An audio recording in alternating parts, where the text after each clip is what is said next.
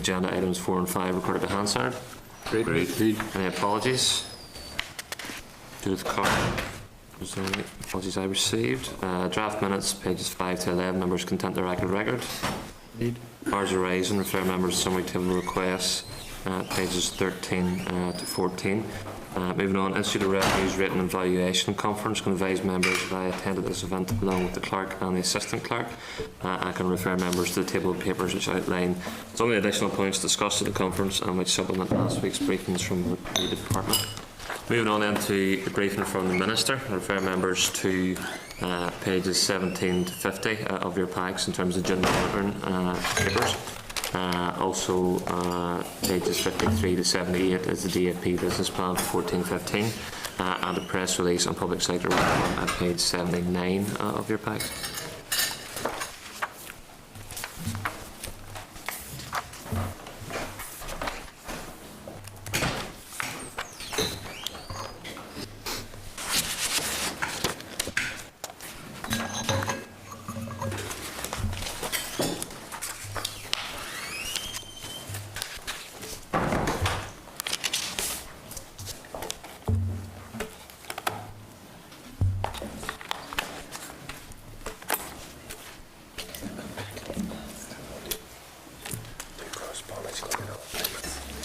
Okay, members, we're going to have to move on to correspondence until the Minister arrives.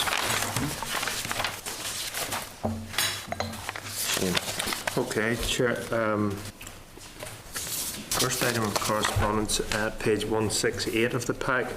The committee had requested the business plans and summary of performance for each of the main business areas within the department. And those are provided. They're on to about 200 pages, so we haven't included them in the pack. They're available in room 419 if members wanted to inspect them. But staff, in the meantime, Chair, will go through them and identify any areas of underperformance and bring that back to the committee for consideration in terms of scheduling sessions if members are content. That approach in the meantime. There will be the mid-year scrutiny session of overall performance, which again will also highlight any particular business areas that the committee needs to home in on. Then at page 170 of the pack, the Committee for the Office of the First Minister, Deputy First Minister, just writing regarding proposal for a regulation and promoting the free movement of citizens and businesses in the EU. It's just for noting by this committee. Page 176, the Road Safety Markings Association is requesting a meeting to discuss the implications of the current funding issues relating to highway maintenance. And similarly, there's correspondence at page 178 from the Quarry Products Association, which is wishing to discuss the Transport NI's budget, which is a business unit within DRD. We've just taken soundings from the Regional Development Committee Chair, and we understand that the Chair of that committee is planning to meet both those groups. So it's really just, in the first instance, it falls probably to that committee. So if the committee wish to just follow that approach, let the DRD committee consider the issue first in the first instance. Great. We can write to both associations to explain that arrangement. There's an invite from the Construction Employers Federation to the Excellence Awards on the 2nd of October to yourself, Chair. Well, you've said you can't attend, or a deputy chair or another member, but we'll check with regarding availability on that one. At table papers are two items of correspondence. The Health Committee is writing regarding to DFP regarding the management of the health budget. And also then there's correspondence from DFP to this committee explaining additional provisions that are being added to Lord Morrow's private members bill on human trafficking and exploitation. So there's a draft of that amendment to be tabled. So that's again for noting if members are content. Chair. Great. Just on the vote for that, Chair.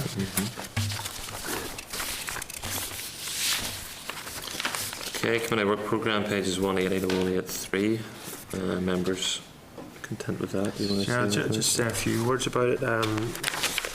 Sessions more or less fully scheduled right through to Halloween recess. At next week's meeting, it's planned to have an short informal planning session. Other committees are doing this just at the beginning of this session, just for the committee to undertake a review of last year's work and look ahead at the priorities for the next year. So just flag that up at this stage. Morning. Morning.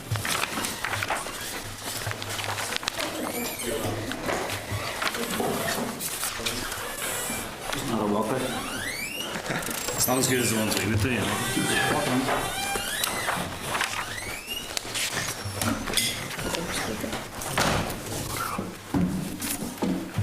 Good morning. Morning, Minister. You're very welcome.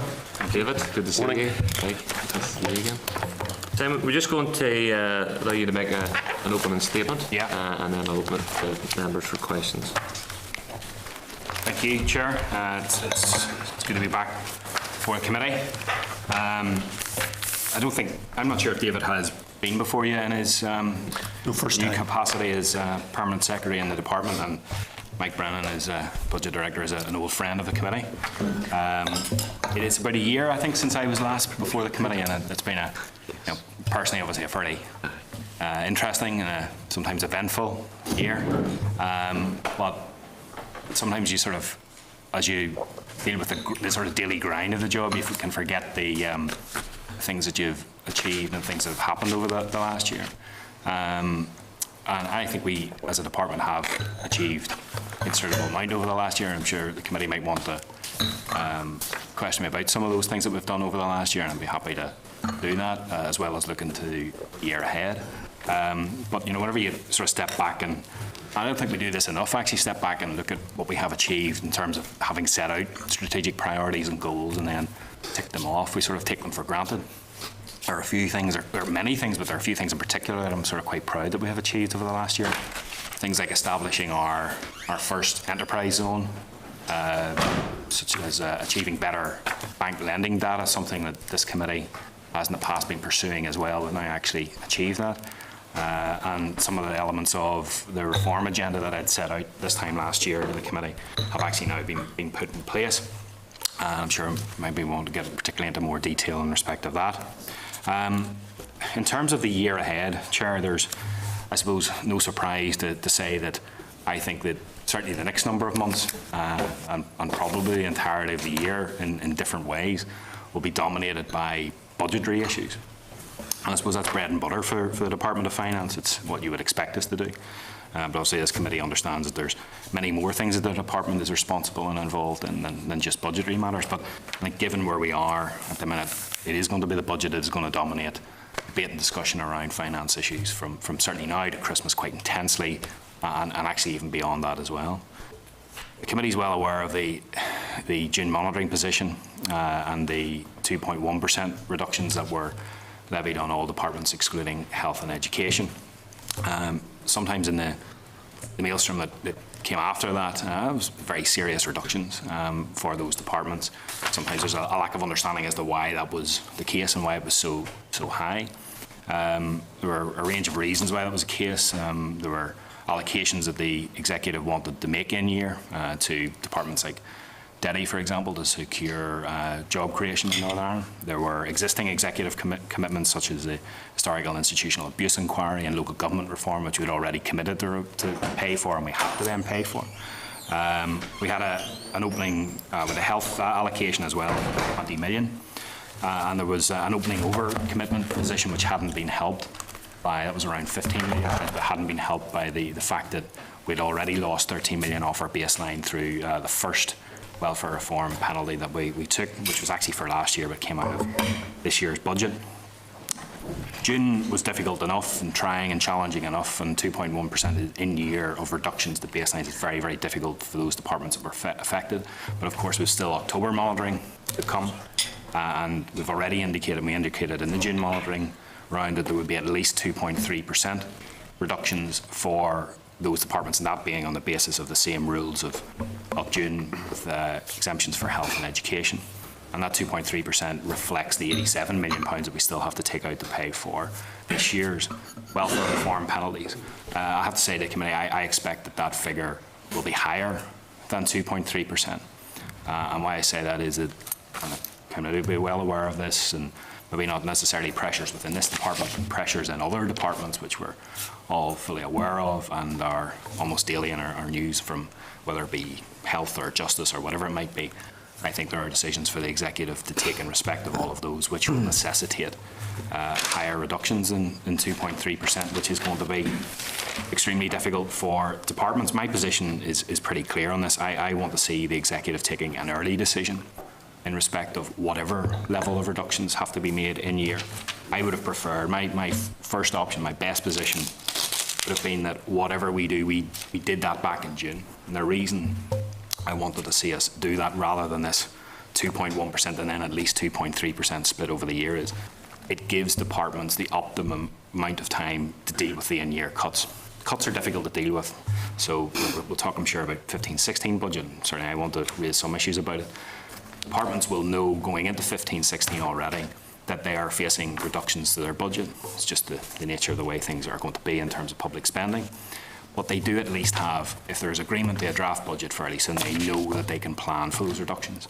Making reductions in year is incredibly challenging for departments. And if it is going to be higher than 2.3%, then the longer the whole situation drags on, the more difficult it is for them to realise those reductions and to protect the overall block grant position.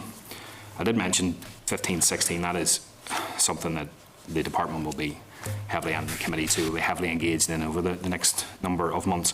Back as far back as, I think it was the 10th of December of 2013, I submitted an executive paper which set out, I suppose, the ideal process leading towards a budget for 2015-16. Unfortunately, that set out how challenging the position was in the context of real terms reductions plus all the pressures that we knew were going to develop. And it also set out, I suppose, an ideal process, including full public consultation. Unfortunately, that paper was never taken by the executive, and various other issues, including the welfare position and the June monitoring situation, kind of intervened and prevented us from taking that forward. But we're now in a position where an urgent decision is required in respect of next year's budget as well. I think sometimes there is perhaps a view taken maybe that, and I've fallen into this myself, this trap myself sometimes, in thinking that the in-year position, because it is in-year, needs to be dealt with first and foremost, and then you can start thinking about the draft budget. The two actually have to be dealt with really in parallel. And I think as so urgent, I suppose, as the in-year position and October monitoring is, getting a draft budget agreed for next year is equally pressing, for all of those reasons I talked about planning on behalf of departments. And if we get a draft, my ideal position is that we get a draft budget agreed by the end of this month. That allows us then to enter into a full 12-week public consultation on that budget, and there's work for this committee to do over that period, obviously. And that would allow us then to agree a final budget around about Christmas time, and that would give departments a full 3 months then, and for what are for many of them going to be exceptionally difficult and challenging reductions and adjustments to their budget. So that's hopefully what I see us doing in terms of those budgetary issues. I'm happy to take any questions in respect of those. There is a risk and a danger that we become, because of the gravity of those issues that we're dealing with, both in terms of the in-year position and 15-16, that we as a department become probably too fixated with those issues. Now, can you be too fixated with a difficult budget like that? Maybe not. But there are other things the department needs to do, some of which are actually complementary and helpful to a situation where you have less money to spend, where you're trying to realise savings. And that would include, for example, the reform agenda, which I did set out some elements of when they were more conceptual stage last year to the committee. And we are progressing with much of that, and we will continue to progress with that, even though there are challenges on the budgetary side of things. We have agreed to invite the OECD to come in and to do a review of our entire public sector. That was agreed by the executive back in June. I've established which I chair, a subcommittee of the executive subcommittee on improving public services, which is populated by myself, the Ministers for Health, Justice, Education and the Environment as well. And we had our first meeting last week, and we will, I suppose, provide some high-level governance for that OECD review. And I'm quite excited about the review, in that it's the first time, and the OECD are quite excited too, it's the first time they've ever done a sub-national public governance review. So this is Northern Ireland's a trailblazer on this. And they will look at a lot of issues that are, I suppose, DFP's responsibilities, or corporate service, central type things like procurement, HR, IT, digital delivery. But they'll also work with departments, and this was something that we were discussing at last week's meeting, where they will engage with departments on what they refer to as case studies, areas where departments are already engaged in reform or are wanting to engage in reform, and where we can benchmark what Northern Ireland has done or is doing or wants to do against best practice internationally. So that's work that's carrying on and is quite interesting, quite exciting. We've continued to establish what I've referred to as our architecture of reform, which is the sort of toolkit of things that will help reform be embedded across the public sector. And that includes the Ministerial Advisory Council, which has international expertise to assist and advise me and our department in the work that we're doing. That had its first meeting last week.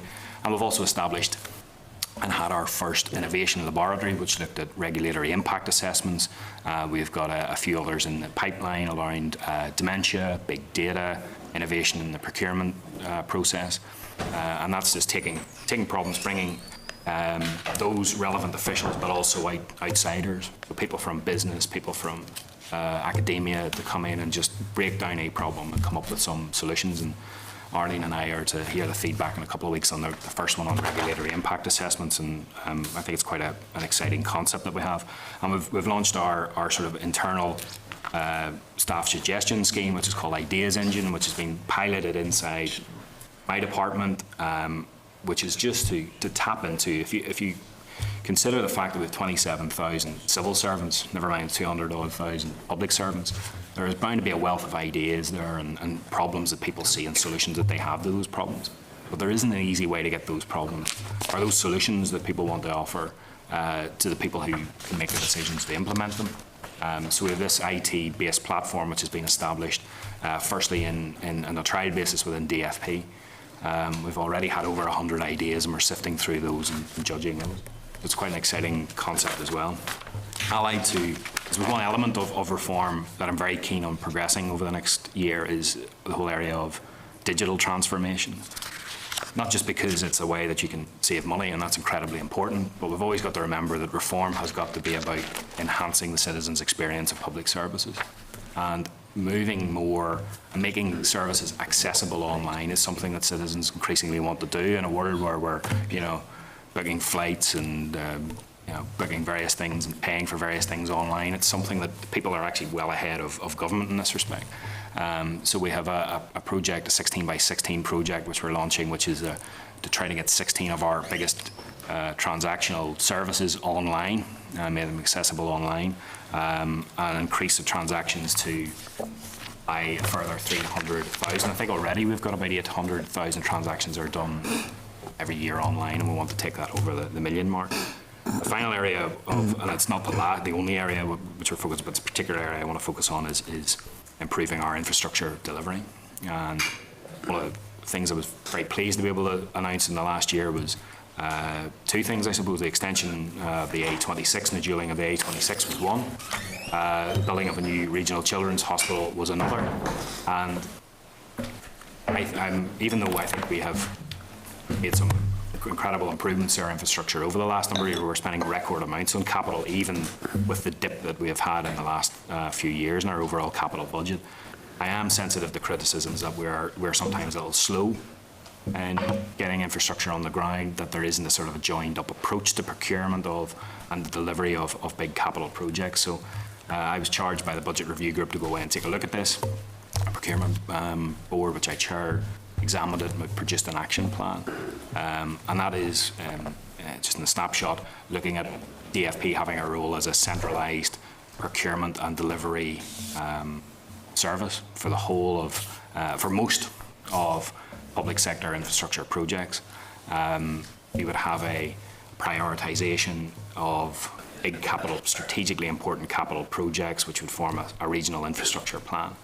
And we would have a sort of a culture change within my department where we would become much more commercial in our skills and our ability to deliver big projects. It's important to say, though, that whilst I think there's always a fear that when you talk about centralising into one department, that concerns some ministers, very, very clear that responsibility for deciding what our priority, for example, schools or hospitals or roads, will reside. The roads is actually not a good example because that's someone that would sit outside of it, but schools or hospitals or healthcare facilities, that will remain the responsibility of the responsible minister, and it would be my responsibility or whoever's in my chair to deliver those projects on time and on budget.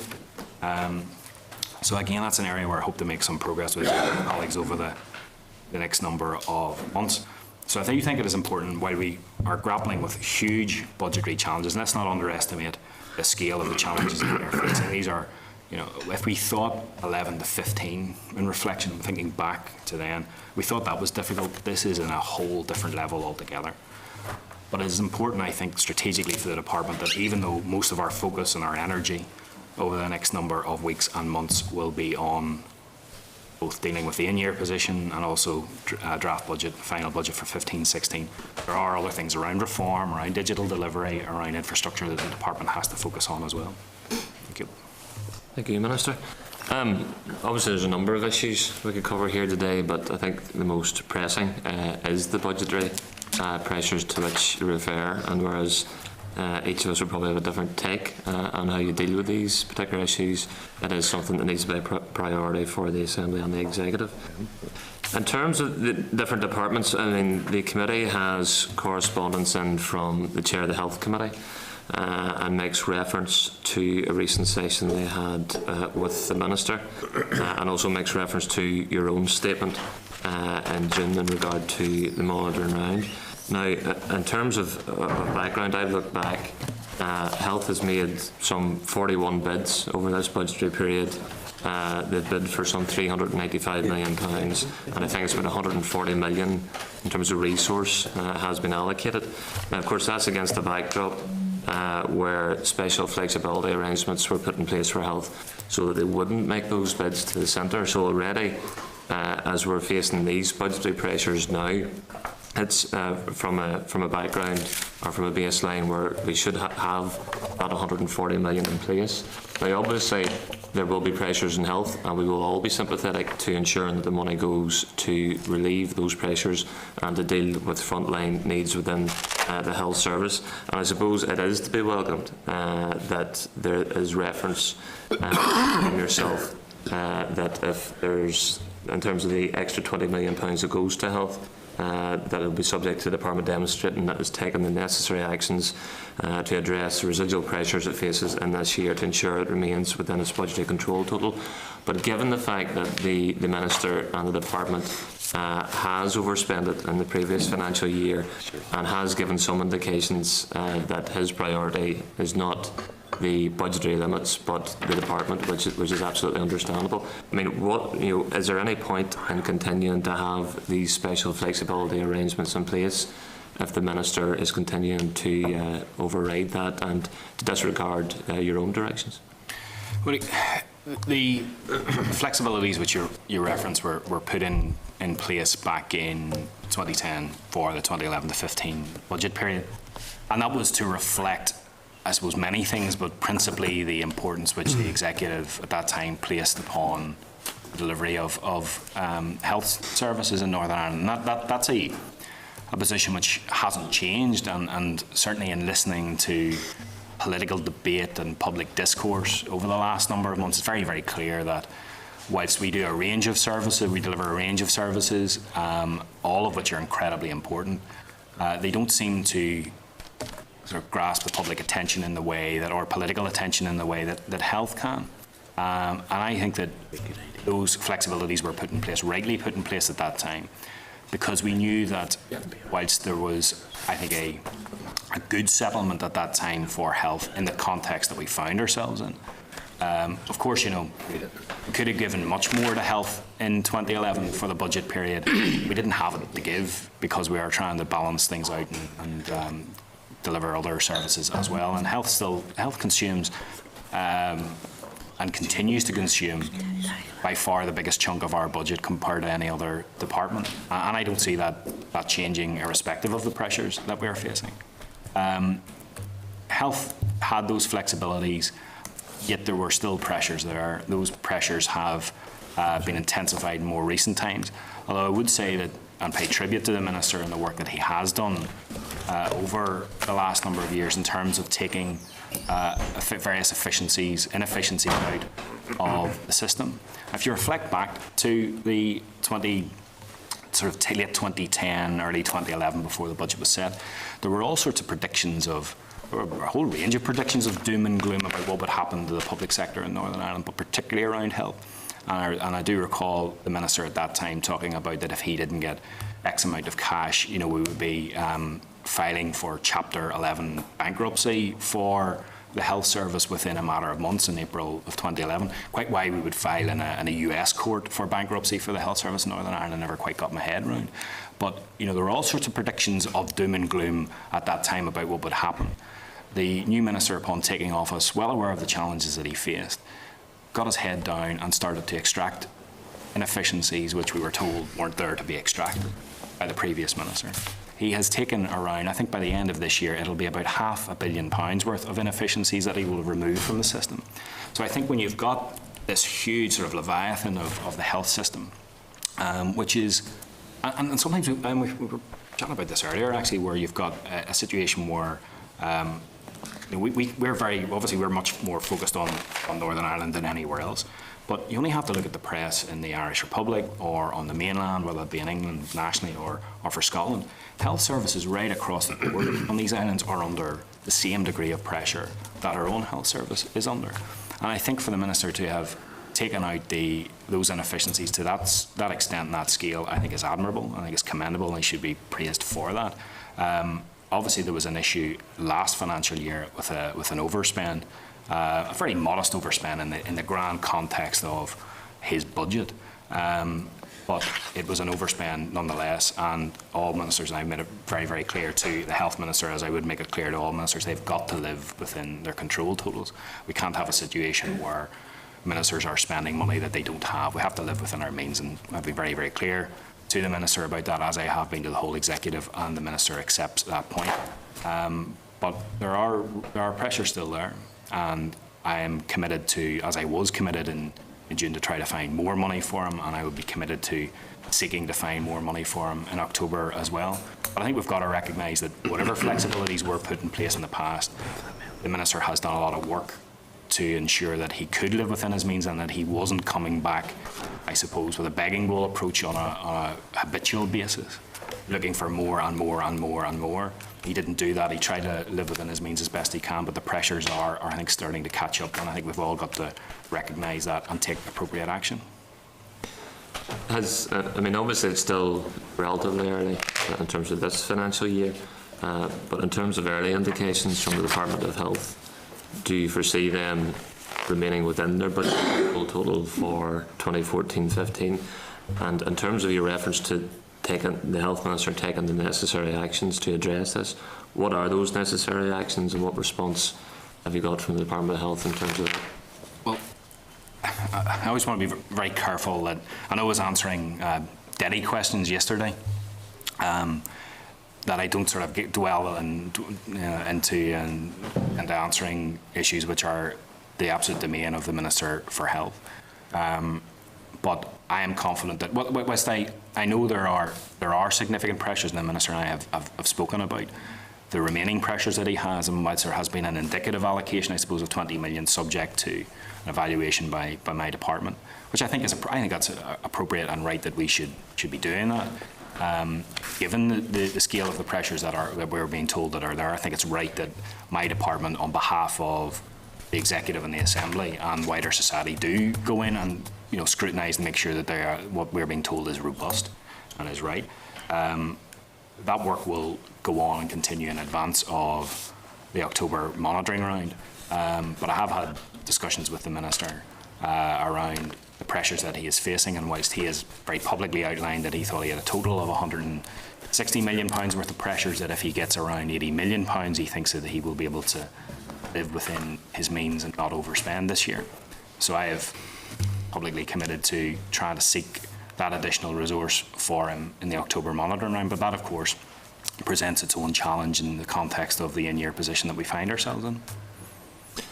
Obviously, moving on then, there's the referendum in Scotland tomorrow. Hadn't noticed. That's why the media isn't here, by the way. But regardless of the result in Scotland, and I think there's been much debate about this, it's either going to be a yes or a very close no, or that's what's being predicted anyway. But either way, commentators. You're like Mystic May. It's either a yes. On the other hand, is there a 1,000,000 to 1 tie? But obviously, after this, the main parties in Westminster have indicated that they made a pledge, a very vague pledge, but a pledge nonetheless, to look at further devolution changes to the union in general. So either given whatever happens in Scotland, where do we sit in regard to the future? Because obviously if Scotland are going to go independent, if they're going to get further fiscal powers, if there's going to be a deal in regard to the Barnett formula and the future of it, then all of that affects us here, and in terms of what fiscal powers and responsibilities we have or don't have. So I'm just wondering, at this stage, have you had many conversations with the Treasury in Westminster, with the government in Westminster, about what they are offering and what they're not offering to Scotland, and if you're making sure that we can make leverage out of that as well? Yeah. Well, I think you're right. Irrespective of the result tomorrow or early hours of Friday when we're here, we are in a changed scenario one way or the other.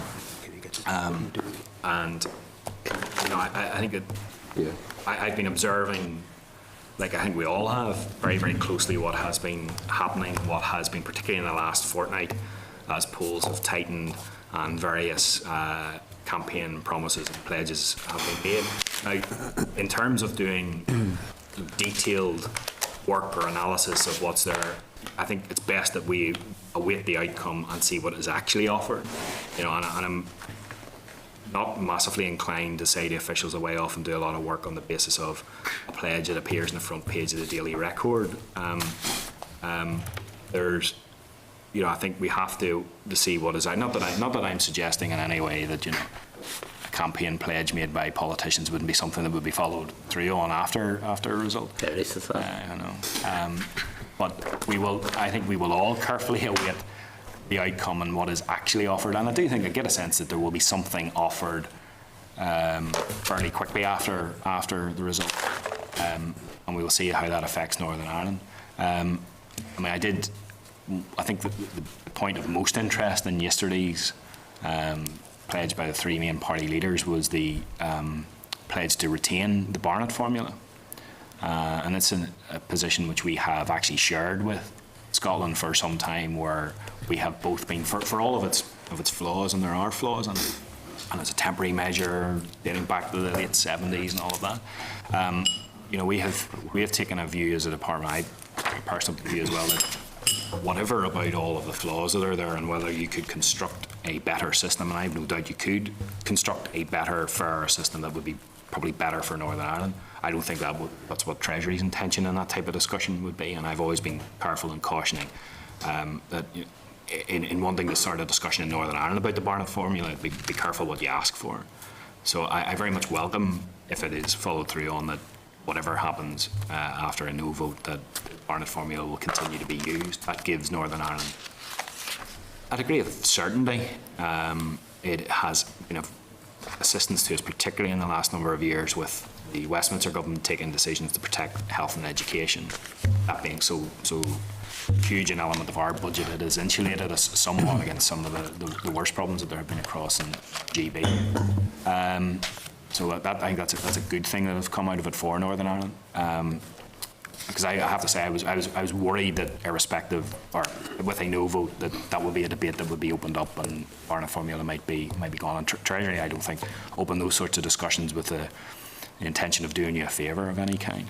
On tax-varying powers, you know that we're committed to, and actually we're completing a piece of work on assessing a range of powers that might be available to Northern Ireland and whether we want to utilise them in Northern Ireland. And I think that whilst and I think I said this yesterday during Deddy question time, that whilst I've always been open-minded to looking at tax varying powers for Northern Ireland, further tax varying powers for Northern Ireland, they have to be of defined and clear social or economic benefit for Northern Ireland, and they have to also be affordable for Northern Ireland.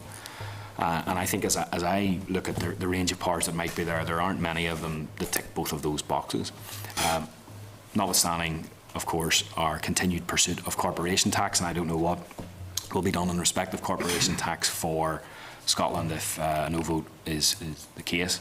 But I do think that, and I remain optimistic that we will be offered those powers, and I think certainly a lot of work has been going on behind the scenes to make sure that we are ready for a positive decision that we could take through and get legislation passed by the end of this Parliament, which is obviously March of next year. So I absolutely accept that there will be a changed position after the referendum, but we haven't, I suppose, to answer your question, been hugely engaged, because really until the last 10 days or so there hasn't been a terrible lot of detail about what would come afterwards. We have been engagements of Treasury happen on a regular weekly basis between the department and their officials, but it has been something that we've been monitoring and looking at, but up until now, and I don't think actually until some time after the result, will we have any degree of certainty about what is on offer to Scotland and what the implications are for Northern Ireland.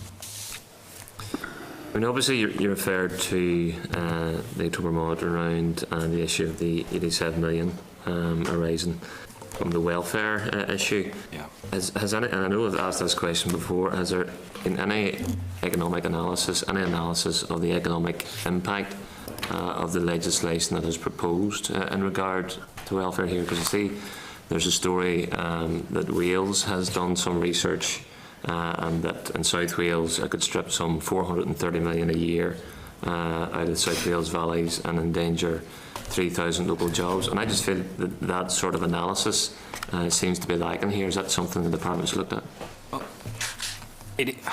Actually, there was an attempt well before the summer, as this was starting to develop as an issue, that broader work be done on behalf of the executive to look at this, because one thing that is clear is the lack of clarity there is about some aspects of the impact of welfare reform. There have been various pieces of research done into independent of executive and not on behalf of the executive, or indeed the Assembly, which have said various things or certain things, and that has sometimes become the sort of the accepted norm around this. And I think there is a need for a piece of work to be done on a range of issues around the economic impact, whether it be beneficial or negative. There was a attempt, and I recall various discussions at the executive about doing that. That didn't. In fact, I remember the First Minister raising it on a couple of occasions. There was no specific bite on that, and nothing went forward on that. And it would be my intention, I have to say, to conduct a piece of work which does look at those sorts of issues, because I do think that there is a need to get that degree of clarity independent of here or the executive or departments doing that sort of, because if you've got a position, sort of, say from the NICVA report at the minute, which is out there, which, sorry, I always say NICVA report, was done on behalf of NICVA by Sheffield Hallam University. It says it would cost the economy £750 million a year, but then once you start looking at those figures, it excludes the benefit that comes for some. I think it's about, actually DSD's figures suggest that there's about 102 thousand people in Northern Ireland who will be, or families in Northern Ireland, who will be better off as a result of welfare reform. In fact, it is roughly a third in terms of better off, according to DSD's figures, better off, more or less the same, and those who are worse off. It's actually about 102,000 better off and about 80,000 worse off. So it's actually better than a third. But you've those figures, you have the NICFA figure, 750,000, doesn't take into account those who will actually benefit from welfare reform. It doesn't really point out clearly that some of that lost revenue to Northern Ireland is a result of the government not increasing benefits at the same rate that it was in the past. So that is actually money that is gone on the basis in benefits. So there are a lot of figures swirling around. And I think there is a need for better clarity, and it's something that if the executive as a whole isn't prepared to do it, I'm keen to do that in my department. The one thing that is unfortunately clear is that the cost of not proceeding has already been 13 million, will be a further 87 million, which you've mentioned yourself there. The executive is going to take that out in October, and will be 114 million next year. There are no figures beyond that. Those were figures that were outlined to me in a letter from Danny Alexander on the 31st of March of this year. And in that letter, he also points out that failure to proceed will also come with consequences in terms of IT systems and the need for Northern Ireland to either take on the old system or develop its own system. And that is a cost which, with all of the pressures that we are facing for next year, is actually something, if there is no decision to proceed with welfare reform, we're also going to have to start to factor into future budgets. And that isn't a scale and a quantum which is becomes frightening, and actually does get us to the position where you're not just 2.1% reductions. Looks like a pussycat in comparison to what we might face in the future. I've seen some of the analysis that has been done here, and that's why I would like to see something from the department as well, because obviously there's a number of towns, Limavady are up near the top, as well as Belfast, Derry, and even Moyle, which will include Ballycastle and Bushmills. So there's a huge impact there, given the fact that those that are on benefits tend to spend everything that they receive. But just one final question before opening it up to other members, Minister. You made reference to the IT system, and I suppose the Treasury are saying that they're going to take this £87 million off the executive. But how has that figure been challenged? Because as we know, in terms of the analysis of DWP and Ian Duncan Smith are saying that in terms of England and Wales, this system would have been bedded down long ago. It's certainly not the case there at the minute.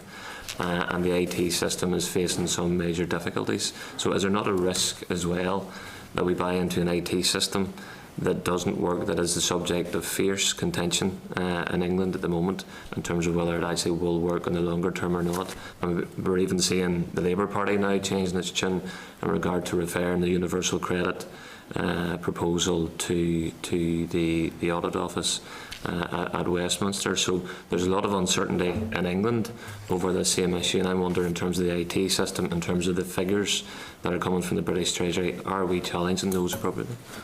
Well, again, this is primarily an issue for the Department for Social Development. My primary concern around all of this comes on the basis of the cost that there will be to Northern Ireland and our budget, which is already under severe pressure if we don't proceed with welfare reform legislation, and whatever the cost of developing our own IT system. And I've said that almost dismissively, but we know that from experience that developing IT systems, for whatever the purpose, is a costly venture. And for Northern Ireland to go alone, either in taking on an IT system which is, I think, to be kind to it, almost knackered, over 20-year-old IT system performing current benefits work, you lose either to do that or to develop your own is a costly enterprise. And even you might sort of think sometimes taking on the old one, all right, it's towards the end of its life, but there's something left in it. But the running of that in terms of repairs, maintenance, if it is over 20 years old, you're going to spend a lot more on it than you would if it was less than 10 years old. is going to be high. You don't have the benefit of spreading that cost across the whole of the United Kingdom. So at the minute, we're only paying a small percentage, and everybody else is paying their bit. So you take on the entire cost yourself. You're not spreading that across the rest of the country. And you've then got to get personnel in place to administer it, because even if it's an IT system, there is still a requirement for manual work to be done around it. And we don't have those people in place. We were going to have to go out and hire those at a time whenever budgets are under pressure. In terms of the IT system across the world, I've observed as well the problems that it's having, and has there been? It's the biggest IT system being developed in the world or something like that. Has there ever been a government, in our recollection, an government IT system which hasn't had difficulties in terms of its rollout? It's hard to find one. So I'm not surprised that there has been some degree of delay, but nobody, I think, should be, and certainly in any engagement that I have had with Treasury ministers, it's very, very clear to me that nobody should question or query the determination of the government to proceed with all of this. Now, if there is a problem with the IT system, that for them appears to be a bump on the road, and they will deal with that. But they are still going ahead with the overall reforms, and they may be delayed, and I think they've accepted that they will be delayed, but they are proceeding with the reforms. So the idea that because the IT system is a bit slow on its rollout across the water, then we should actually just sit back and wait for it to collapse and everything will be all right, I think it's foolhardy. And it is now at the stage, we are literally at the point now on the verge of having to take a decision in respect of whether we go ahead with the legislation, which is my preferred position. I think we have a good package of mitigating measures in place, which will mean that those who would be worst affected won't be as badly affected here as compared to their counterparts across the water. Or we have to start taking decisions about spending hard-earned, hard-pressed money on an IT system, whether that be buying the old IT system or developing a new system, because we can't sit back and wait. If they are proceeding and it all goes ahead and they then start to turn off they move away from their old IT system, then we are actually facing, and then it's not scaremongering, it's a reality. If we don't have an IT system of our own to pay benefits in people in Northern Ireland, then we have the prospect that in a couple of years' time, people aren't able to get the benefits that they're entitled to, or we have to put in manual processes to get them.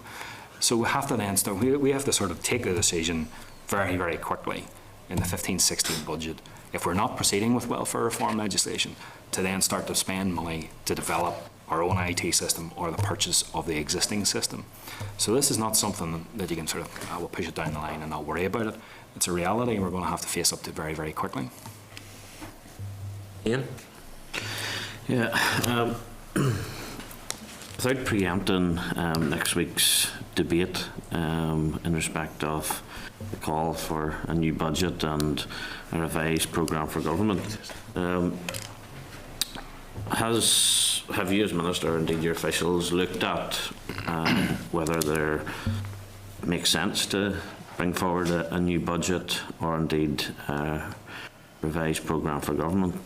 Although I suppose technically the programme for government is revised, given the DISA bill is no longer going ahead. So is that an option? I'll not say too much about the debate. I won't spoil the debate next week. And I'll try to keep my best insults for the debate. It's like the last video in a box. I want to see the best bits in the trailer, I think the idea, I actually don't understand the motion. Well, I think I do. I have some sympathy for the point that's being made that we are facing a very challenging budgetary position and things are far from ideal, and there are a range of factors as to why they're far from ideal. And there is, I suppose, an urge and temptation. So let's just rip it all up and start all over again. But you've got to do that in the context of practical reality and process. And I don't really know whether what is being suggested is being done on a genuine basis, that something needs to be done, or whether it's just about grandstanding and sort of saying, oh, if things not working, we need to do something. But and tapping into the fact that perhaps people outside of this place don't maybe understand the processes that are going on. The reality of the situation is that we are now nearly 6 months into the financial year, which is the last year of the 11 to 15 budget. How practically do you have an entirely new budget process when there's only 6 months of the year left? There's no new no new revenue to distribute. In fact, quite the opposite. We're a constrained position, so it just doesn't make any sense. It makes absolutely no sense whatsoever. Now, what is happening is, as I said before, we are looking to make in-year adjustments, and that's what the monitoring round process is all about. The monitoring round process is I understand some criticisms of it. It's maybe not ideal, but we are able, and we have been able over the last 7-8 years since restoration, to redistribute in the year sizable amounts of money. I think there was 1 year alone where there was about £1 billion redistributed in both current and capital expenditure. Now, that's a lot of money to be moving over. That is in an almost a new budget, albeit done through a monitoring round process. We're also, as I said, starting the process of next year's budget. So I would rather worry about next year's budget than redrafting our budget for what will actually be, if you did it, probably for about 3 or 4 weeks of the year. It's silly. And in respect of a revised programme for government, given the year that the extension that there has been in the mandate, that is something the executive has been looking at, to extend existing commitments in the programme for government and insert new commitments, and that's something that we as a department will do. We have a few commitments we want to put into a revised programme for government for the remainder of the year. Okay, I suppose I look forward to the debate next week then. In respect of the small business rate relief scheme, and we had officials here last week at the committee, and I suppose, if nothing else, one of the concerning aspects of the evaluation or indeed the consultation in respect of the benefits of that. There was only, I think, 12 responses to that. Is that something that you're concerned about in respect of taking this forward? Because if 12 people or 12 businesses or whatever the label is in that respect responded to that, is that enough to have a proper evaluation of the benefits of that? And have you considered what other alternatives there are to relook at that? Because I do know, and we all know from experience with businesses in our own community, that it has helped and has been a great benefit. And I suppose on the back of that, given that the large retail levy ends next year, have you considered an alternative way of funding it? Well, large retail levy was funding one of the extensions in the scheme, and I've committed to that not coming back, so we're not going to have the benefit of the revenue raised from that, and I think it's the right thing to do in the circumstances. In terms of the robustness of the consultation, you very rarely, as you know, get huge quantities of quality responses to consultations. I think I'm reasonably relaxed about the volume, given that several of them are from representative organisations. I don't think you were going to get a plethora of small businesses responding, because they're running their small business. They're not they're not responding to consultations that we're putting out. You'd be worried if they were. So I think there's a good view coming from representative organisations within that sector. The Northern Ireland Centre for Economic Policy, who we engaged to do the evaluation work, have been proactive as well in going out and speaking to people. So there are more people who've had an input into it than just the 12 individuals or organisations who responded to the consultation. And to say it is something that I think that the policy has been hugely successful. I think we were right to introduce it. We were right to extend it then twice, and over half of businesses and properties in Northern Ireland are now getting some assistance with their rates. And I speak to many businesses at Travels who are grateful for what we have done. It's one of the flagship policies we've had over the last number of years in response to very difficult economic times for businesses. Times change, the economy is getting better. I think it's right that we do an evaluation. My view is, though, that whilst things are better out there, we're not entirely out of the woods, and there are still problems there in the retail sector, particularly, which sort of dominates the small business rates relief, is one that hasn't done just so well and is still suffering and probably does need some degree of further assistance. But obviously that is all, how that is done and to what extent is done in the context of those budgetary pressures that we find ourselves in. And if we want to forego the revenue that we would have got from those rates, that means it necessitates tough decisions elsewhere. Thank you. Okay, Leslie? Thanks very much, Chair, and morning, gentlemen. Morning. This certainly will be a very interesting year. Civil service normally not very good, in my opinion, at phasing budgets. Not very good in my opinion. I thought it was a full stop coming. Hold the front page. The result is that you get this, and the figures are there to see high peaks at the year end. Now, they'll not be able to do that this year. The other thing that concerns me is the actual use of capital. Capital is usually well thought out, providing long-term gain and not simply plugging holes where holes need to be plugged. And I notice that the capital is interesting. I can't get the figures just to agree. And maybe that's in the rounding somewhere, but if we look at the Social Investment Fund, first of all, that's not been a good record up to this point in time. And the introduction of TBUC was nothing virtually spent over years. Now there's 12.9 unallocated in this current year. I'm wondering what your thoughts are on how that might be profitably, effectively, efficiently, and good value for money at the year end. And also my other bit regular one, Minister, you'll recognise on the financial transactions capital. Yeah. There's, depending again on the figures, 30.6 or 30.2 million going to begging. And again, there's not a lot of time, to have that spent profitably. I'm just wondering, is there a plan to actually have this money used in a profitable way? Or will it be simply maybe reallocated, which I think would be a travesty to resource? Yeah, take them in order. You're right about. I don't blame the civil servants for the lack of strategic approach to in-year cuts. I think it's just the way systems like ours work. I think I agree actually that yeah, and it was why I would have preferred that in June, as difficult as it would still have been for departments, that we'd have said that's what it is, and we take it all out now.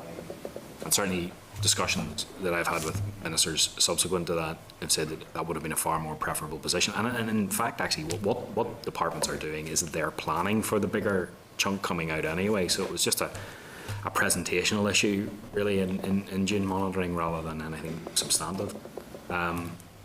I think looking forward to 15-16, where you're in this position, we know we're going to be in a position where there's a real terms reduction going into the year. You've got all of these various pressures that are building up. You've got welfare reform penalties.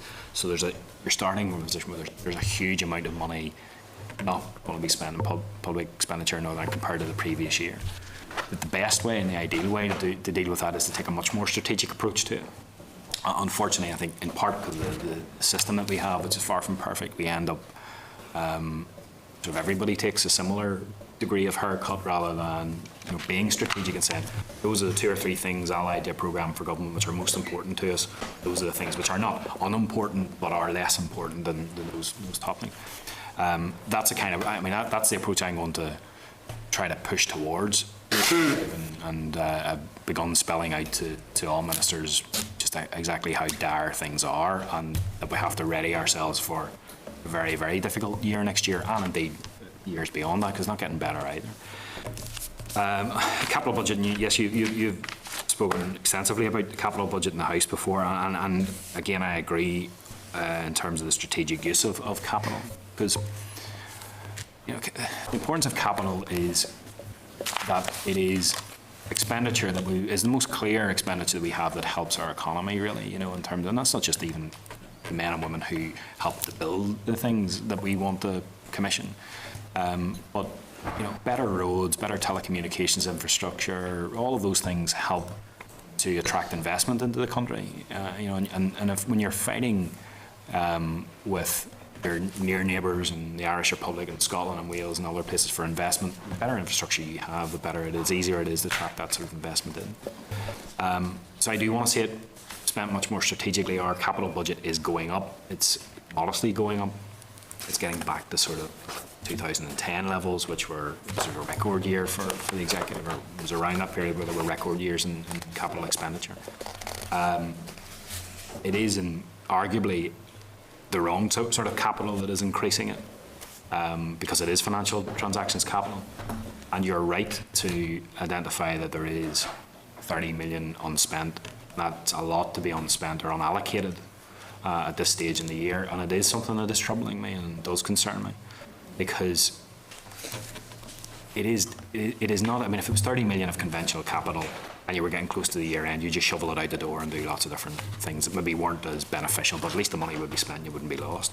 This is a bit more complicated because it has to be routed through the private sector, and that, I think, is what is concerning departments. And if I was to admonish officials and ministers, I suppose it's a lack of ambition and vision around the use of this sort of capital. This is capital which can, I mean, there are a couple of good examples. We had a session last week about this with some individuals, where if you take a look at some departmental budgets on the capital side, there will be big projects which are important projects, would have a transformational economic effect for Northern Ireland, but aren't going to jump above, say, a road or a new road or a new hospital within that department. So it just sits sort of somewhere in the middle of the list, and eventually you get to it. But if that has particularly a commercial aspect to it, you can leapfrog everything else and get that built much quicker.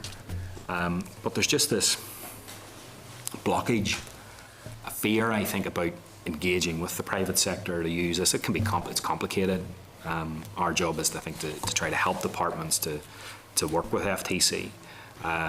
We have issued new guidance to departments about what it could be used on, and highlighting some of the ideas that we have. But there is slow take-up from departments about it. And the truth is, in many cases, it is us as a department who are going to other departments and saying, there's something that you have in your list that might be funded in this way, rather than waiting for conventional capital to come forward. And we're sort of taking them to the water. We can't make them drink, but we're trying to show what can be done. There are some things that we're in early stages of developing which may be able to absorb significant volumes of financial transactions capital, because my concern is that we get to year end, and why we're allowed to roll forward is 10%. 10% year. We're allowed 10%, so it's about 6. We can have 6 million unspent at the end of this year and not lose it. But the difficulty is then that goes on top of 130 odd million for next year. So it only makes your position next year, if you don't have projects, even worse. And it was fine. It's challenging enough in a year. We have 60 million to spend on it, but when you've got more than double in that next year, it's going to be really, really tough to get it out the door. So we need a lot more ambition, vision, flexibility from departments to get this money spent, or we are going to lose it. See, that's exactly the point, Minister. That I don't think we've got the tools to handle this. It's new, it's different, and it's big money.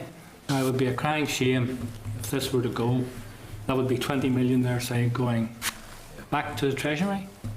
I don't think we'll get that, because there are some of the things that we're looking at, whilst early stage development have the potential to very quickly move to somewhere where we could spend money on. And it is that's why one of the elements of what I want to do in terms of reform of infrastructure is, taking your point, to upskill the people within civil service so that they're much more commercial in their thinking. If you look at what Cabinet Office have been doing in this respect, they have kind of almost turned around. They have been doing they're now trading with the private sector on an even footing. They're bringing people from the private sector in who are duking it out on negotiating contracts, the delivery of contracts, and management of contracts. So I think that's where I want to go to. It's probably the least controversial bit of the infrastructure reforms that we want to put in place, but it's absolutely essential. Okay, John? Thanks, Chair. Your Minister, an apology for missing the children weren't particularly cooperative this morning, but Didn't deliver anymore. I think you're on the executive. no more. They just weren't as badly behaved as the executive. It just wasn't that big a crisis. Your public sector reform, what savings have you identified in that yet, and has it actually, begun then to yield any dividends back to you? And could you give us some comments on departmental engagement? Are you getting good cooperation from some departments?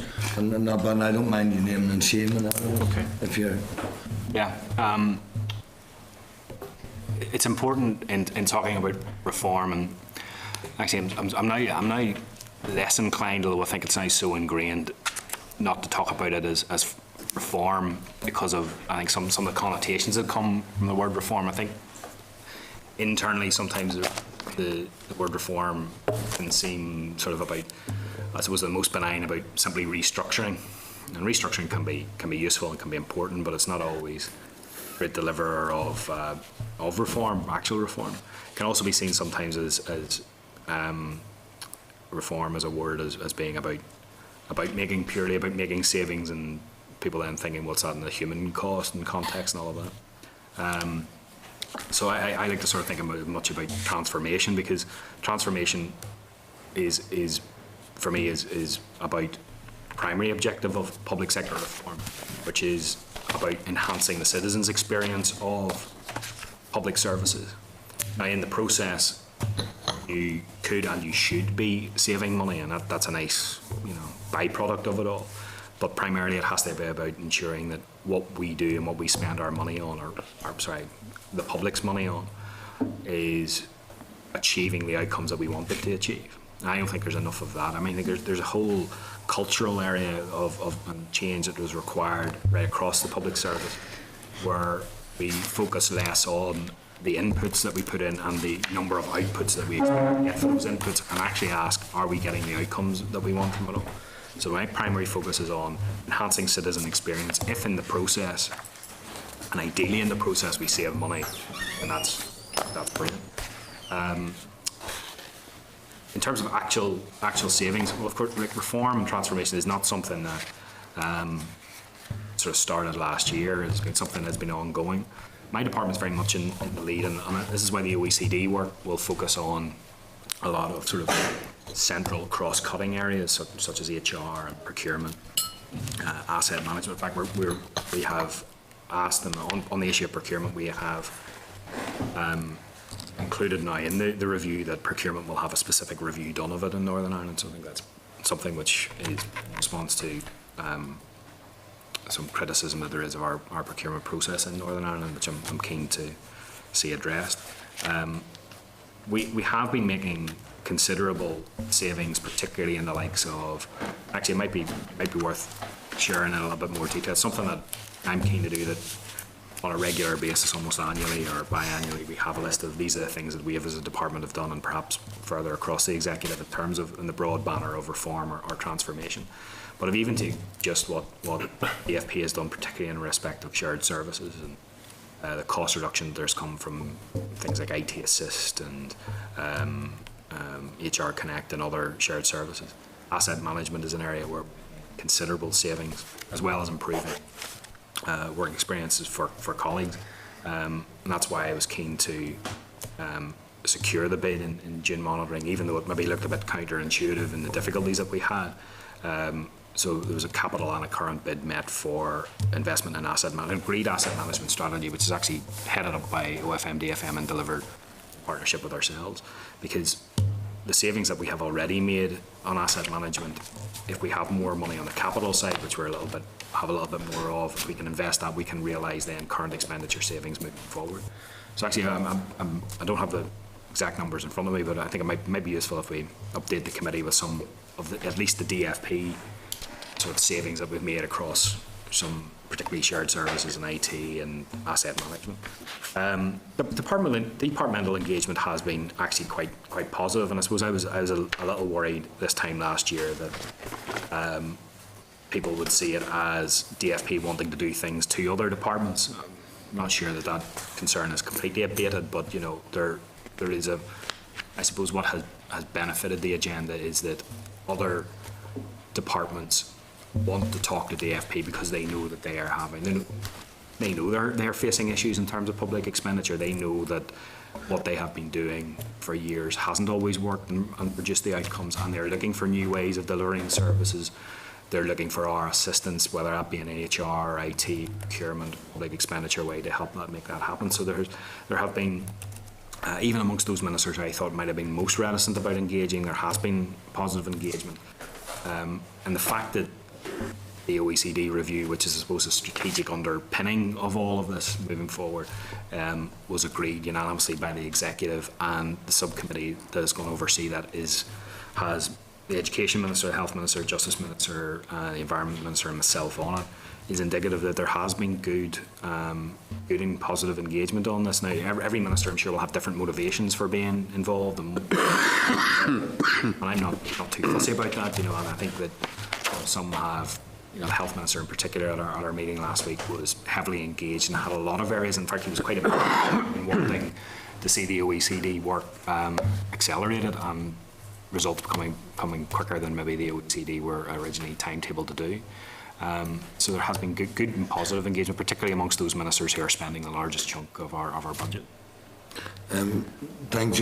Probably just on procurement, and I know the Minister maybe heard me speaking about this before, but when we get into not just our different areas of both procurement and other European programmes, we keep hearing how slow Northern Ireland is, and we keep getting this, that things start off maybe in Brussels, get a bit of gold trim in London, and then for the final touches by the time it gets to Belfast, and we're spending or taking, I think the last time, Chair, it was about 56 weeks compared to a European average of maybe 26 or 30 weeks. And looking, I know there's been engagement between your department and the Scottish Executive around how you improve that. Is that something you're certainly determined, Minister, to reduce that, reduce that time scale? I think it sounds like you're conflating a couple of issues. I just want to separate them out before I give you an answer. You talk about the 56 weeks reference. To me, sounds like the criticism that there isn't delivery of EU SEUPB stuff. And is it that, or I mean, I can take I'm happy for you to separate both our procurement minister, as well as you indicate in your answer. There are huge criticisms out there of how difficult it is to access that, about getting on the list of to even bid for this, the size of companies that need to be, either needing experience before that, all of those things that leave it very difficult for some of our smaller businesses to get into public, effectively bid for public contracts. Yeah. I take the sort of EU funding, SEUPB type stuff. Yeah, you're right. There's a criticism that on average it's taking over a year for projects to go through the full assessment, and I think that is too high, it's too long, and it's something that has not just concerned me, but actually at a commission level they've expressed some concern around it. And clearly we want to see that reduced significantly, because it's just better for everyone involved in the process. There are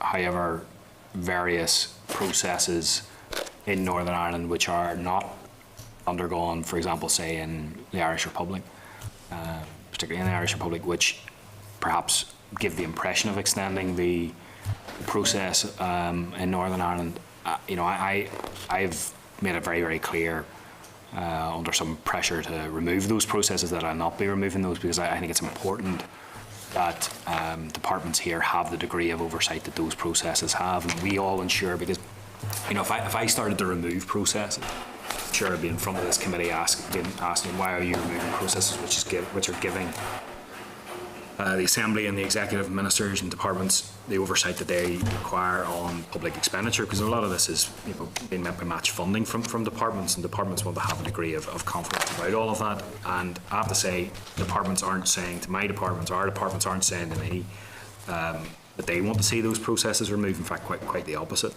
Where I think time can be shaved off is in all of the other areas of the process. I think in every aspect there is too much time taken.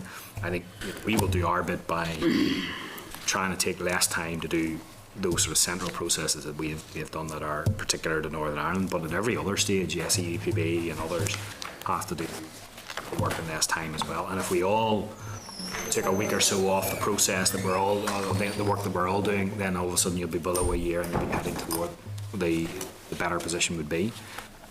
Procurement is it's a tricky and difficult area in terms of reforming and changing. I've never been clear as to what exactly we all want from procurement in terms of whether we want, in a tight budgetary position, maximum value for money to be extracted from public procurement, which means, I suppose, not always exclusively the case, but more or less means bigger contracts and perhaps then the risk of not a lot of Northern Ireland firms getting that work, but certainly in terms of the public purse, spending a little less and getting the goods and services and capital projects that we need. Or on the other hand, do we want it to be more open to all of the small companies in Northern Ireland to bid for, and therefore not maybe just as good value for money? And I'm not, you can have a debate. If you want to see this happen in reality, have a debate in the chamber about procurement, and you will get both positions put forward by members, sometimes actually members of the same party, putting different views forward. So I'm not entirely clear where we want to be on this sometimes. What I would say is that I actually think in comparative terms we do pretty well in terms of access to procurement for small and medium-sized enterprises in Northern Ireland. All of the figures that I see show that actually in comparison to our counterparts, both in the south and across the water, we are in a better position. I think that's sometimes a function of geography as much as anything, but we do pretty well. Particularly on construction, it's high 90% of contracts, construction contracts being led by ourselves are going to small and medium-sized Northern Ireland-based firms. And it's hard to improve on that high 90%. It's marginal gain is quite difficult at that level. I think we will always do. I think we would try to find that balance and always try to strike that balance between making the system as open as it possibly can. We will also encourage, and we do encourage, small firms to work together collaboratively so that they can, whilst they remain small, they are operating in a much bigger scale and therefore can bid for more contracts. And we need to have certainty, that big contracts can be delivered by firms, and you don't want to give it to a small firm and then find halfway through that it can't complete the job. And we obviously we try to show that the system is open through things like meet the buyer events, which one to one in a number of weeks, where we just get out there, right across public sector gets out there and says that we are purchasing this, and this, and talking to people who might supply those needs for us. So we're doing our best to try to make it as open, but there is that fundamental point about what do we actually want from our procurement system. The review that the OECD are going to do for us is going to look at some of the nuts and bolts and mechanics of it all, and I think if we can smooth some of those problems out, in a far better position. And I think the stuff that I was talking to Leslie about in terms of infrastructure reform will also help to ensure that there is clarity in terms of what we are doing, particularly on capital projects. I take entirely, Minister, the point about getting the balance of frustration, and I'm sure you get it both in a constituency level. The frustration I get from businesses, even large and small, is the sheer bureaucracy sometimes of even getting into the tendering process, that is taking them more hours and more work in doing that. The other point just I wanted to touch on, something around the corporation tax and is it feasible to be for corporation tax and against welfare reform, or how do you balance those two things? If you're talking about what the size of cost maybe over 300 billion next year, or 300 million next year, if we don't do welfare reform, how do you balance even having a debate about the other if you're not going to do welfare reform? Just before depart from procurement, just what I should have said earlier, we have been in terms of the point about bureaucracy, and I think you'll always get complaints about your procurement system because, lo and behold, some people don't win, and they lose, and if we've done something wrong, hold our hands up, and hopefully that isn't often the case. But in terms of that whole point about bureaucracy, we've been very closely working with the likes of CBI, for example, and just sitting down with them, saying, look, what are the problems, what are the issues, and we have been trying to go through where we can within the law, deal with those. And we have a whole raft of measures that are coming in, which is, you know, doing away with various things, streamlining processes, and so I still think at the end of all of that, no matter what you do, you will still have complaints about the procurement process because some people lose, and you know, they'll want to blame the process rather than say the quality of their price of their bid. But we will do, and we've always been quite open door in respect to procurement. If there are problems and people have identified and we can deal with them, then we will deal with them, and you know, hopefully that will iron out some of those process problems that are there. Corporation tax versus welfare reform.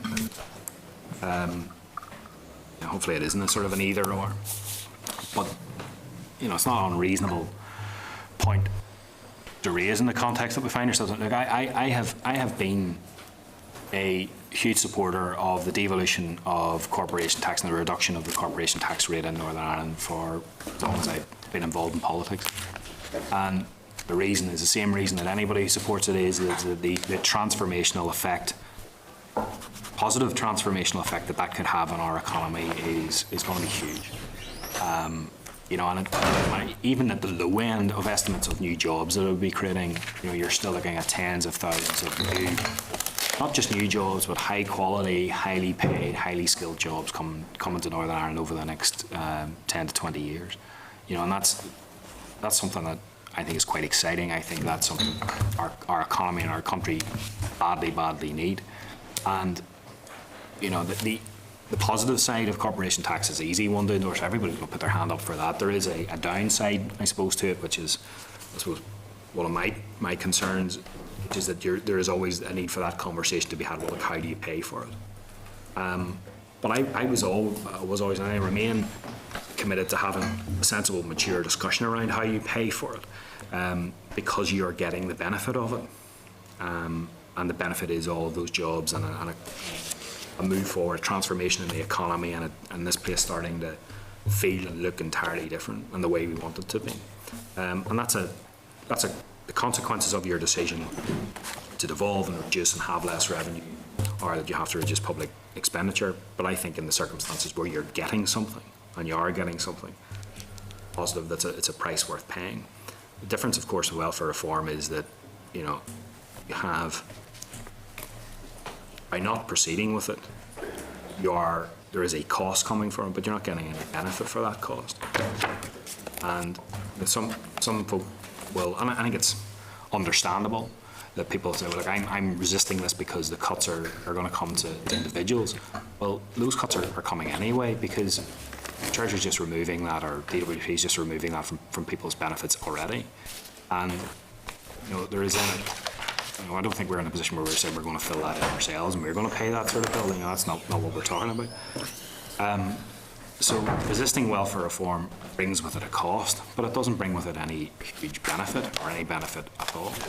And I think you're right to identify the difficulty that the executive now faces in a situation where we are increasingly optimistic that we're going to be offered the power to reduce corporation tax, where we have these other public expenditure issues going on.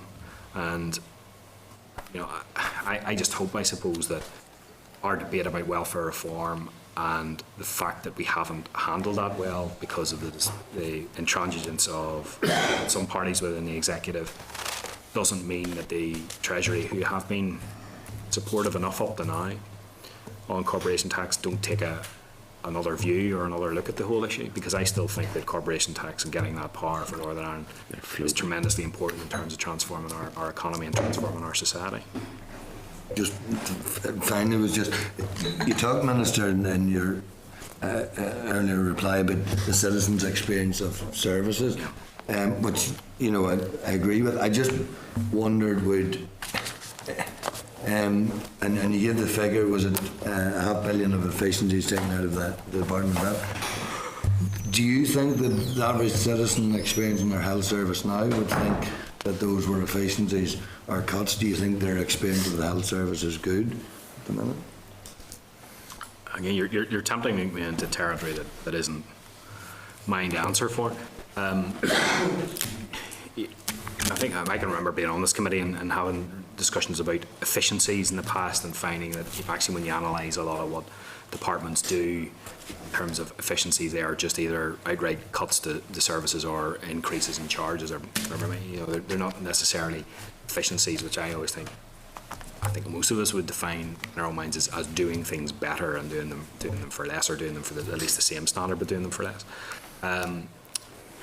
In respect of how I think to have done what the Minister has been able to do over the last number of years, yet still facing all of the pressures that he has in terms of the NHS, because like no other department, the pressures on it are, my department faces pressures, but on the money side of dealing with that, a few £1 million, a few tens of millions of pounds would address all of those pressures and they would just disappear.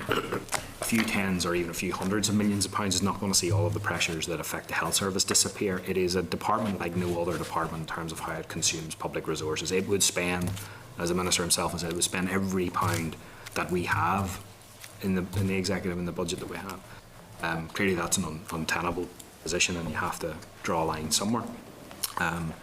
I think that what he has been able to do, and actually what he has sketched out in Transforming Your Care, I think is absolutely right in terms of trying to reform the whole system so that, yes, it costs a bit less, but you do get better outcomes for it, and people get the care, the help, the assistance they need, the health care that they require when they require it and where they want it, where they want it. These are, I think, reforms that we should all be supporting them in. I think there are some, would appear, latter-day converts to Transforming Your Care who were previously very critical of it and are using it, unfortunately, to sort of, I think, as a political weapon. I think that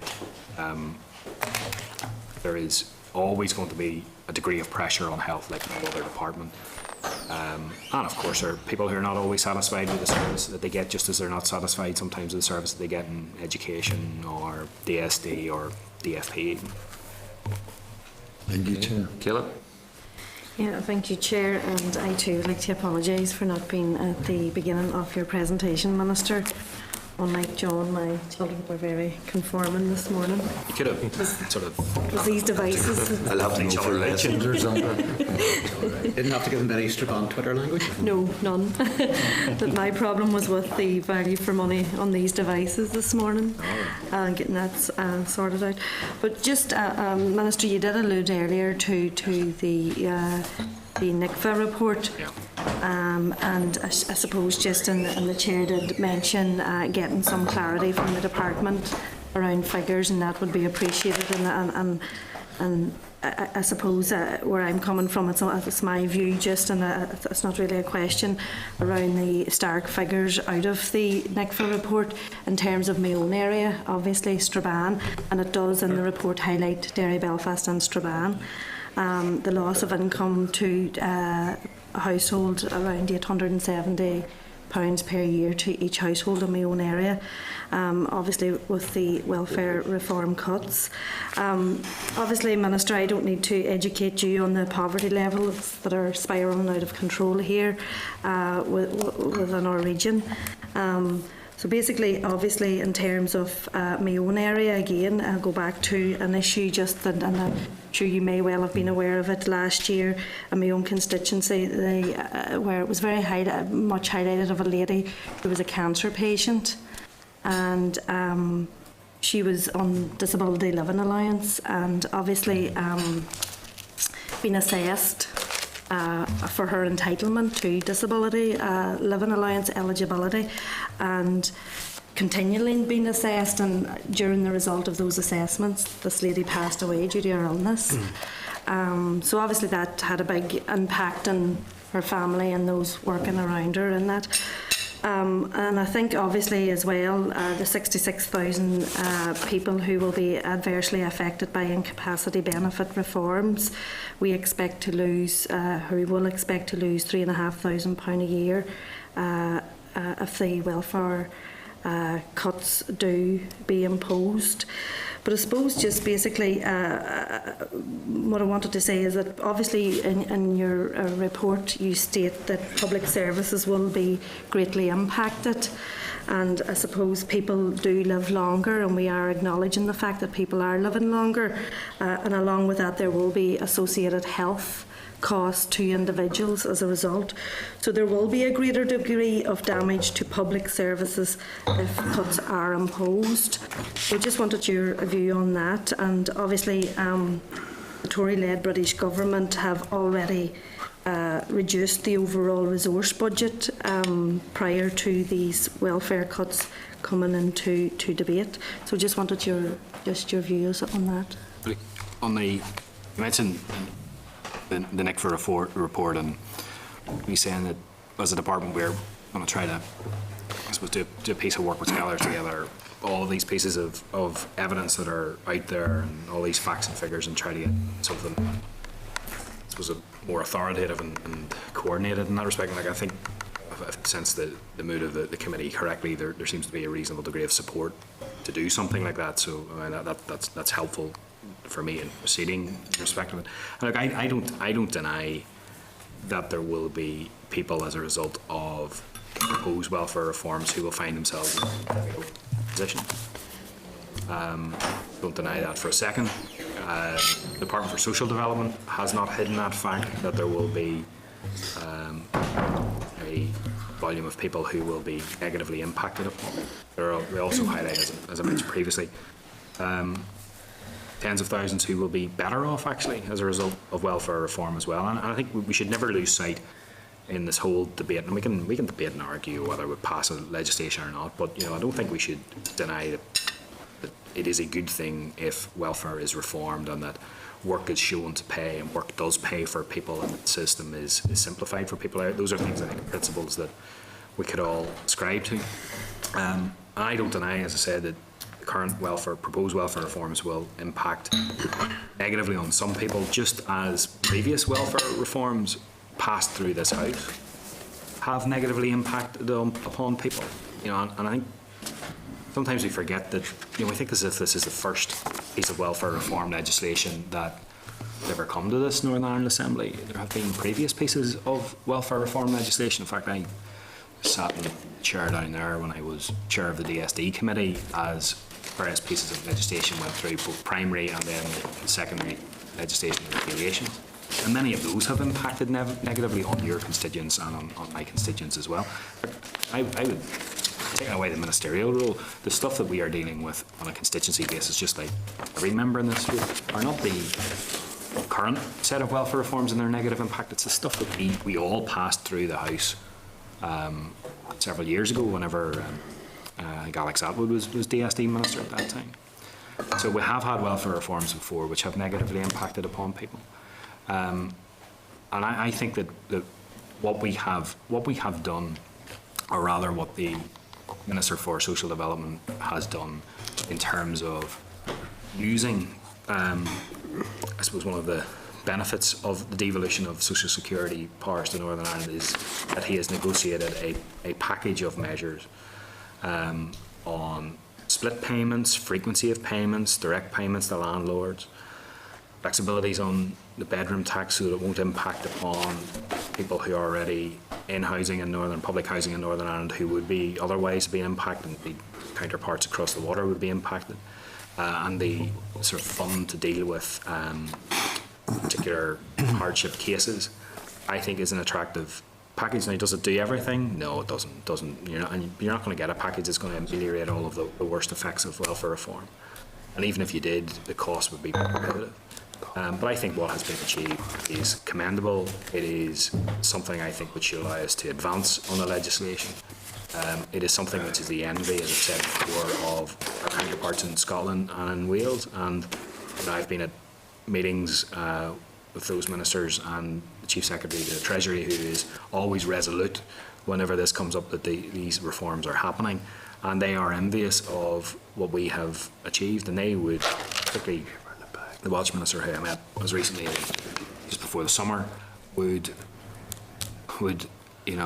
do anything to get the flexibilities that we have got. In fact, what all that they're looking for is the sort of flexibilities that we have got. I think there is also a point in all of these sorts of discussions where you have, if you're opposing something for what you believe to be the right reasons, there is a point at which you have to accept that the consequences of your resistance is actually then starting to do much more damage to the people that you purport to support and protect in the first instance. I think it is that we are at and getting past that point now. And if we are into a sort of scenario where it isn't just 13 million or 87 million, and like we've heard the Roads Minister, we've heard DSD Minister, Health Minister, various ministers, you name the minister, we've heard all of the Justice Minister talk about, Dale Minister, that's right, talk about the consequences that there has been for a reduction of 87 and 13 million from budgets. Now, if you amplify that then by 2 or 3 or 4 times or more, because of non-seeing then the consequences for the citizens that we are serving, those vulnerable people that we're talking about, are going to be immeasurably worse than implementing welfare reform. Okay, thank you, Minister. I take what you're saying, but obviously you wouldn't agree with me that in Britain, at this very point in time, the cuts agenda has been increasingly challenged, and cracks are opening up between the Tories and the Lib Dem coalition partners, who are now questioning the wisdom and the workability and counterproductive nature of many of these cuts measures. I wouldn't, and I mean, I think that who could predict what the outcome of next year's general election will be in a UK-wide context, and who will be in Downing Street? I could sort of take Daffy's positions where he was talking about the referendum. It'll either be yes or no, and it'll either be the Tories or Labour who will be in it. I'm happy enough to make that prediction. But if it's a Tory-led government, You're ruling out the DUP involvement? not You're on yourself. not Downing Street. whatever way comes out, yeah, we'll not be in Downing Street. I've just been Treasury around the corner. That'll be fine. And I do it for Jordan.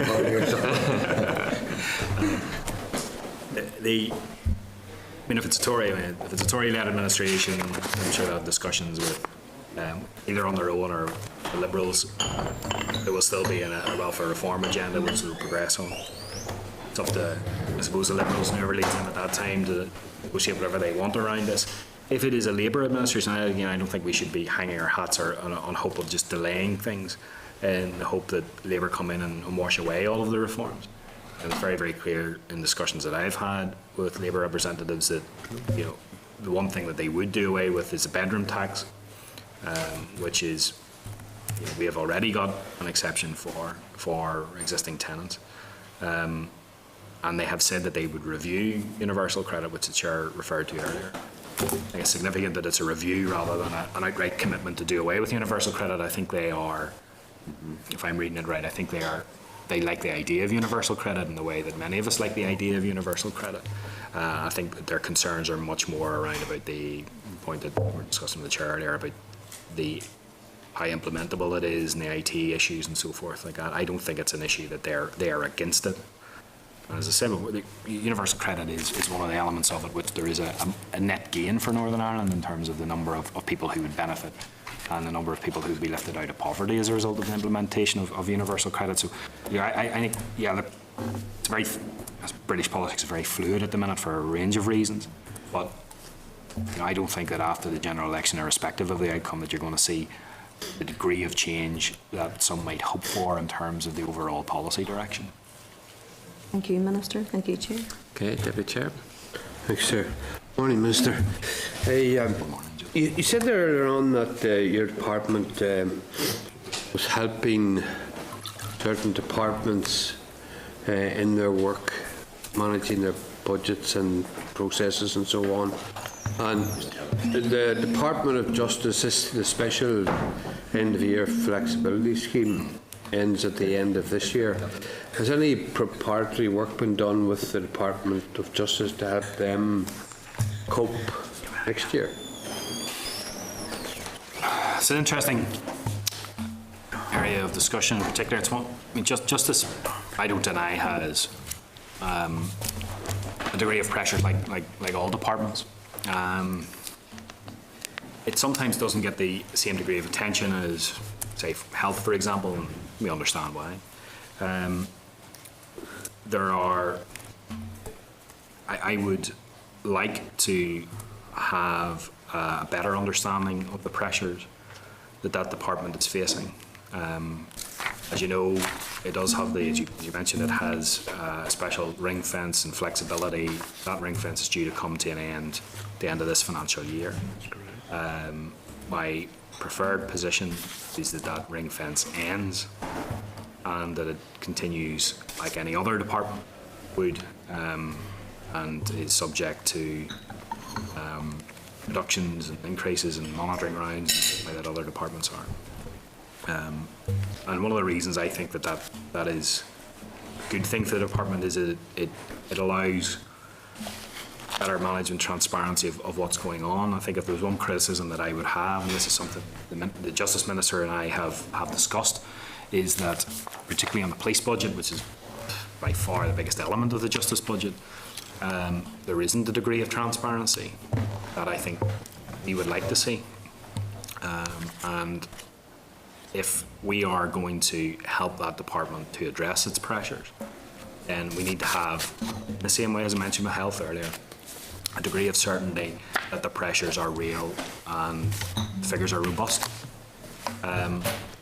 We had a discussion in this building back in, I think it was about February time, with the Justice Minister and the then Chief Constable, and the action point that was coming out of that meeting was that officials from my department would engage with officials from both DOJ and the police to try and allow us to get a better handle on things. There has been some high-level discussion, but it hasn't been at the level that I would have liked to have seen it at. And when you don't get that degree of engagement, then it's very hard for me to make an argument to executive colleagues that the pressures that are in the public domain or talked about privately or whatever are as real and robust as you would like, or you would believe. Are we definite that the end of year flexibility arrangement will go at the end of the year, or is there a chance that that will be extended? But that's ultimately a decision for the executive and what it wants to do. I mean, it can, as we did with health for the current budget period, put in special measures for health above and beyond what other departments have. You could continue with the existing arrangements if you wanted. For justice, there will be a degree of protection, ring fencing for national security elements of the expenditure.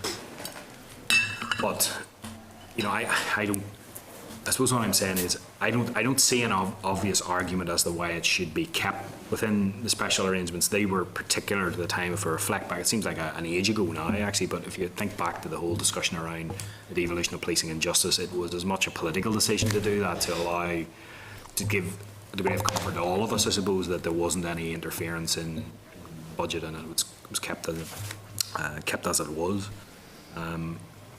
I think the argument for that to continue on that basis is gone. I think there are, you know, its pressures are yes real, but you know, I think they've had some degree of assistance as a department over the summer with having a quiet summer compared to last year.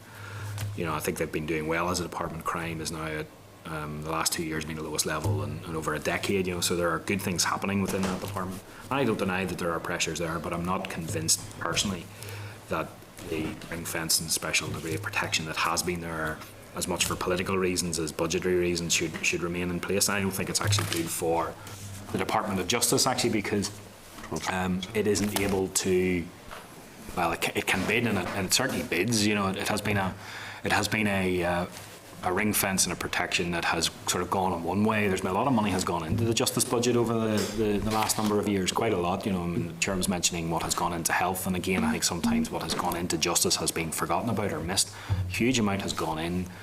Nothing has really come out. There isn't the degree of transparency around some of the pressures that I would like to, and I would need if I was going to make a case for any degree of help or support from the department. Yeah, you mentioned there the policing element of that budget is huge, and you said that I think I can safely say that you weren't totally content with the degree of transparency that there is around that spend.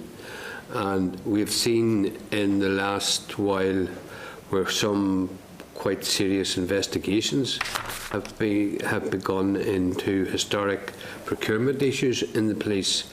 Can you be satisfied that, you know, as Minister for Finance, that you're in a position where you recognise that there's a lack of transparency and you feel that there's nothing you can do about it?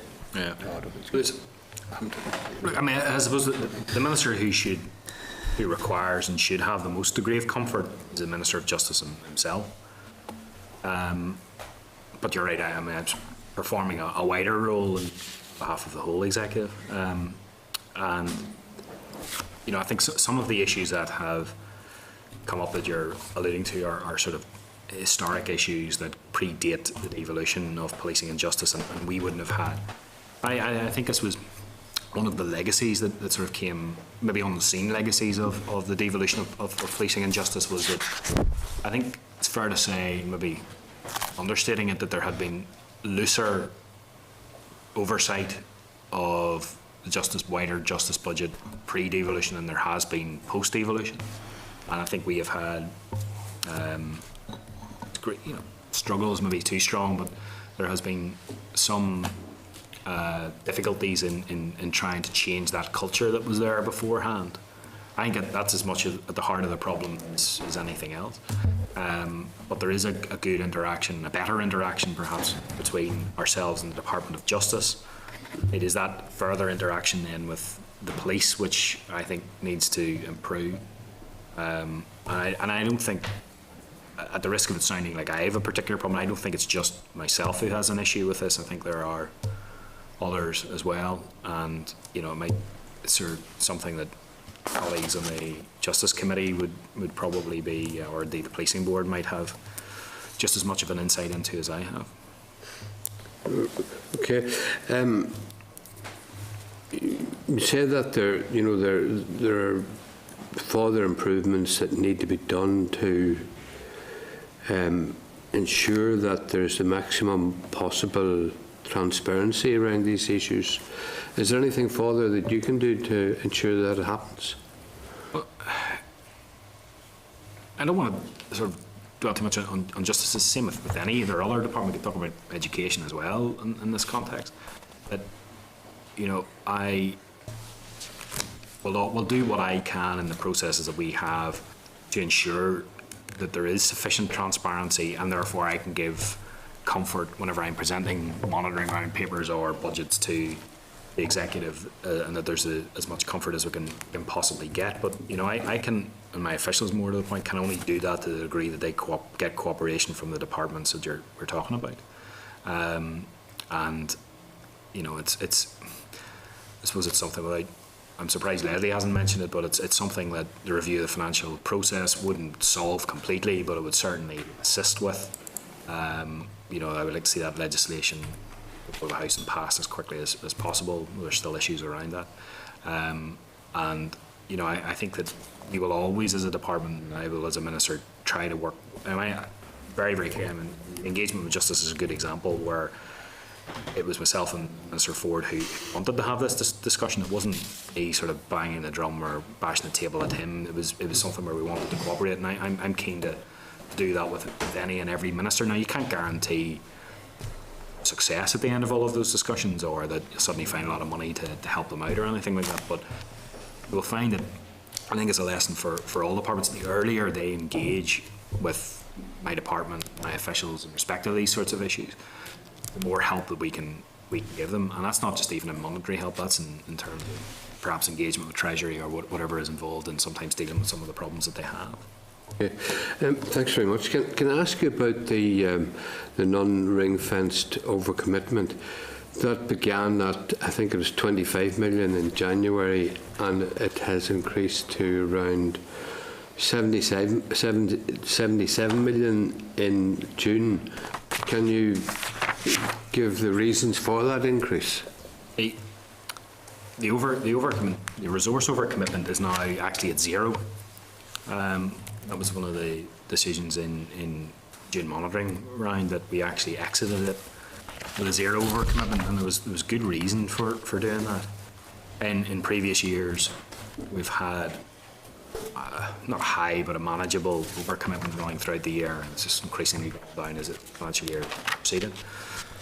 The difference this year was that, and why we needed it at zero, was that with the further reductions to come in October, and indeed other pressures materialising, to have also then had even at say a 10 or 20 million pound overcommitment to deal with was going to put extreme pressure on the overall budgetary position. So that's why we thought strategically that it was best to exit June with a zero revenue overcommitment. I think the capital overcommitment is about 30 to 40 or something. 38 million. 38 million, not bad. And I think that's perfectly manageable at this stage of the year. It's similar to previous years at this stage, and actually given the trajectory of the overall capital budget going up, probably manageable enough in the remainder of the year. In fact, we've had at similar positions in recent years much higher overcommitment than that on the capital side. So, Okay. And just finally, the 30 million in executive pre-commitments, that's been managed through the monitoring process. Why was that route chosen rather than the budgetary process? well, I mean, the monitoring round is part of the budgetary process. And the reason it was, it wasn't in budget. The budget was the overall budget position is agreed. And Mike can correct me on if I get this on the technicalities of all of this wrong. It wasn't adjusted in the budget because the budget position was already, the overall budget was settled. These were commitments over and above what was in the budget that the executive had agreed to. And I mean, it was something which my predecessor was very, very keen to stress to the executive as they started making these commitments. And I'm not casting any aspersions in any of the sort of central executive commitments and their merit or otherwise. They're all good projects and things that you want to spend money on. But making a commitment is easy. Paying for them is a little bit more difficult. Unfortunately, they materialised in this financial year. The budget for this financial year had been set obviously back in 2010. So the only way to deal with it was through the monitoring process, and unfortunately that then put additional pressure on top of all of the other pressures that we had and had to face in June. Yeah, so for example, some of the executive commitments were conditional ones. So for example, of that 30 million, you had to think about £8 million related to DETI, which was basically a restoration of a baseline position that was previously set for DETI, but was amended when the Jobs and Economy Initiative was agreed by the executive. A condition was put in that DETI and Invest NI would get that money in year if they needed it. They did. Can I just ask you, when would the Assembly and the Assembly committees have been informed of those? Well, none of these were. Because none of these were secret, so there were, the 7.7 million, wasn't it? 7.7 million DETI issue was something that had been done in the sort of budget realignment a couple of years ago, and it was reported in a monitoring round at that time that 7.7 million was taken out of their baseline because they didn't need it at that time, because David know better than us from his previous role that there was not the demand for that money, and rather than it sitting there and them giving it back in various monitoring rounds, it was better to take it into the centre and spend it. Local government reform was 12.5 million of it. I mean, that was an executive decision roughly a year ago, which was very publicly well known and trailed and all of that. So there were all historical institutional abuse inquiry again. Something. None of these are all big ticket items that we all knew about and had forewarning about and would have been informed, both the committees by the departments, which wouldn't have been my responsibility, but certainly in terms of my or predecessor's responsibility to report those to the House at the time they were all done. Okay. Thank you. Thanks, Chair. Mitchell? Yeah, and all welcome. You see, in relation to, I mean, at the very start of the budgeting process for this mandate, the committee itself was involved in a fairly extensive review of the proposals and the outcomes of the CSR. And clearly we were facing into a horrendous budgetary set of circumstances, and if anything, that has actually deepened it, has got worse, and maybe exacerbated by the fact that the pressures that has applied across departmental budgets has meant that ministers and parties have got involved in kind of headbutting rather than maybe common purpose. It may be a natural kind of outcome, but it's a regrettable one in my view. So I welcome the fact that we're getting things like the OECD and that across the board. I think it's going to give us information, because I think information is the key.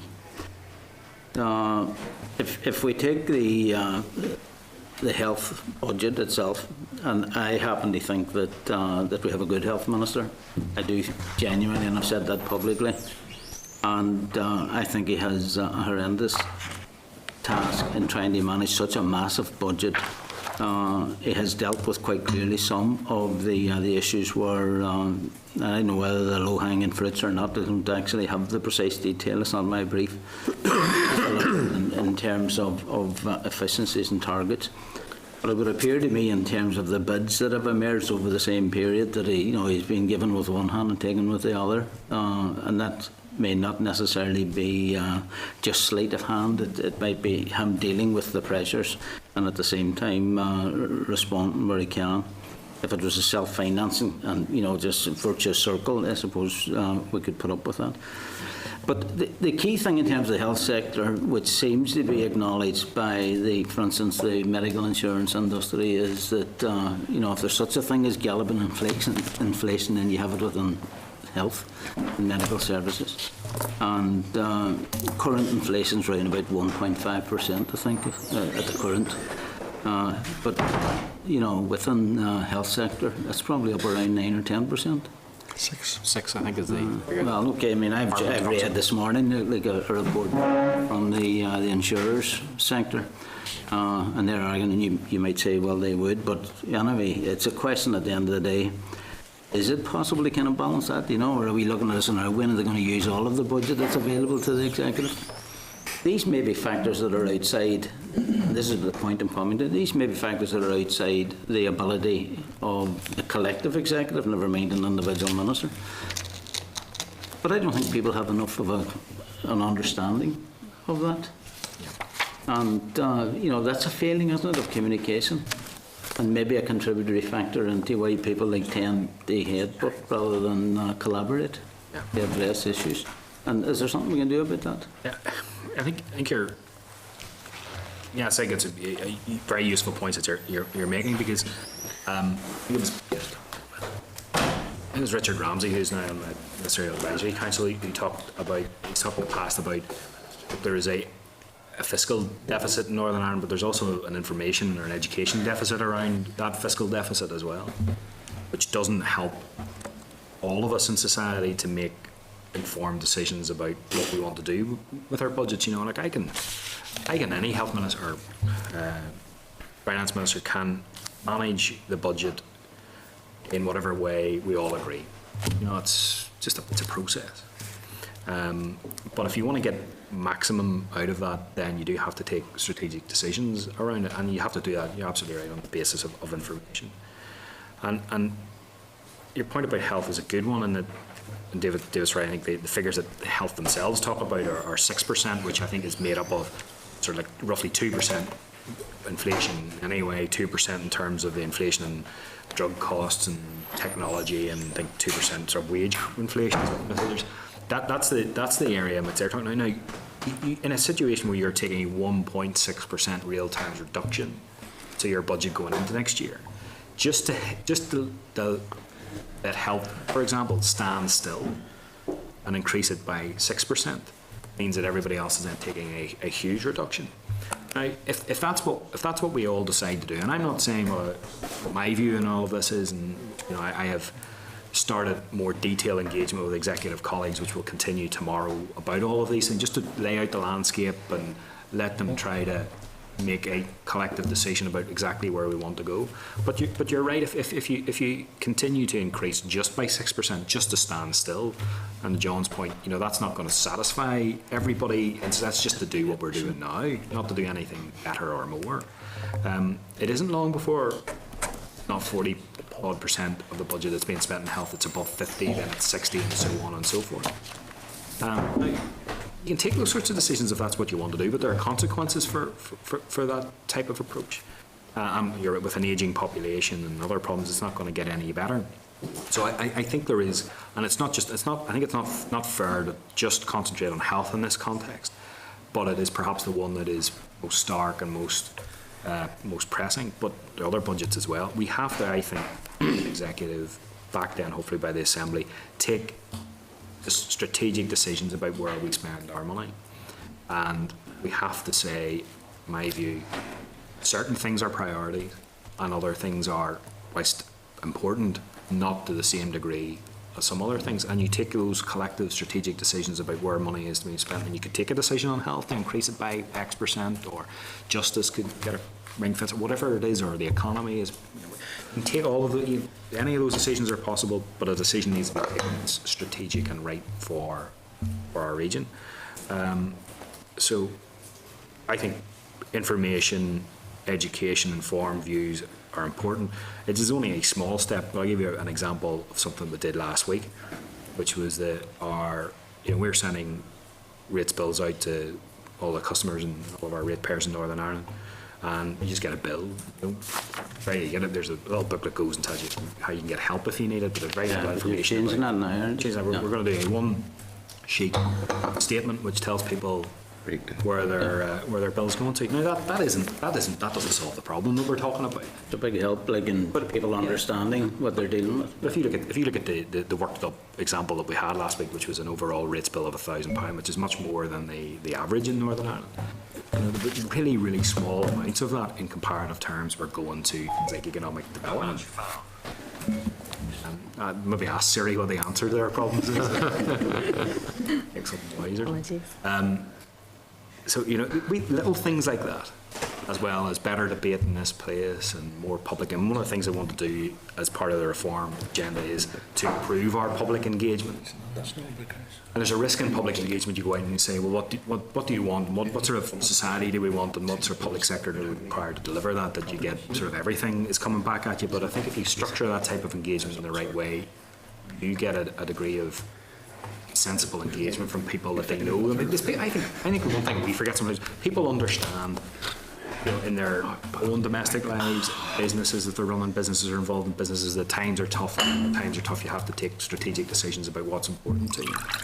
And I think we sometimes think that the public are, we take them for granted and don't think that they can understand those sorts of concepts. I think they can, but we've got to provide them with better information and engage in a much better way, so that they can help us to make those strategic collective decisions that I think are essential. Okay, well, that was the first point in relation to that. But I wouldn't expect Edwin Poots to be able to kind of deal with this issue as an individual minister. Inflation in that particular sector, the health sector. That's actually something that's affecting every health service, and you start of this proceedings, you made a particular reference to they're all under pressure, and clearly there is an issue there that it's international, global maybe, in its implications, which requires a response as well. Otherwise, we're in a totally unsustainable, grip of Galloping. That's right. And that means that the tensions and the pressures and whatever. So, understanding it is one thing. Doing what should be done.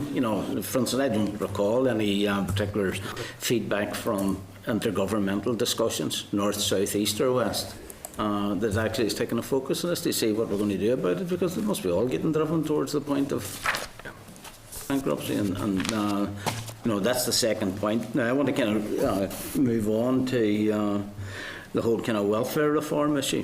And again, I start from the position welfare reform is a good thing. Driving people into poverty isn't. And therein, I think, is the conflict, because some people feel that they can support the present proposals, but it's not spelt out in terms of its implications. But there's other people, including my party, who looking at them just saying, here, You know, they said they're taking £500 million a year out of that particular fund. And other agencies are estimating it's, you know, it's nearly half as much again. So there is a very, very significant impact, even from the start of this CSR period, that has just been you know, becoming worse, because there has been reduction in the resource spend, as well as the decapitation of the capital fund at the start of it. And all of that, I think, makes it, you know, virtually impossible to do the sums and to deliver all that we commit ourselves to.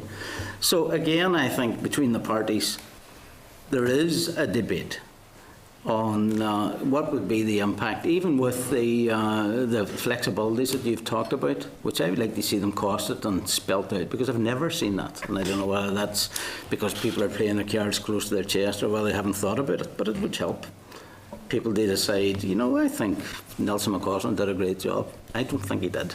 I could be convinced if I saw the figures. will be clipped at that. Yeah, I do come at it on the basis that you know, he possibly could have done a good job, and I would be prepared to give him the benefit of the doubt if I saw the evidence. So I want to put my finger in the wound, so to speak. My sense of it is that the parties are probably in dispute over figures that are unquantified. But, you know, you talked about the people who might gain, okay, and I think in reform and with better targeted delivery of supports, that definitely should be an outcome. But is that delivered on the basis of other people will be less well off? And if that is, you know, that we're getting too much out of the system, then that's not a bad thing. But if in fact they are getting pushed below the poverty line, then there's a consequence, an economic consequence of that as well, which I think all of the parties would have common ground on. Yeah. And I think that kind of dispute about the impacts of what the Tories originally intended, what was ameliorated as a result of engagement and flexibilities gained, and what would be the executive's ability within its very finite resources to say to deliver anti-poverty measures to prevent people being driven into poverty.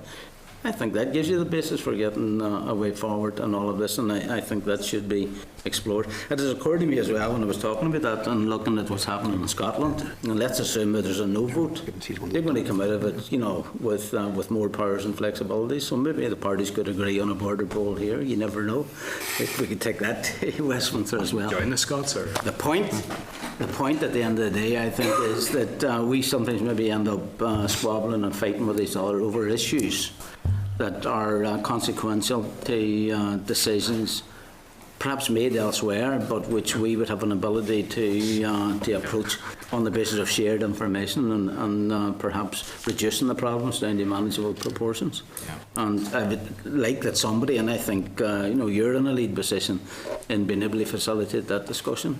Yeah, but I agree. Like, sometimes, particularly in the last couple of months, it's been all evidence to the contrary. But I think it is forgotten that like all of the parties in the Assembly come from a similar position in terms of their views on welfare reform, or this type of welfare reform, or welfare reform in general. And I do think there is broad support for the concept of welfare reform in terms of taking people out of poverty and simplifying the system.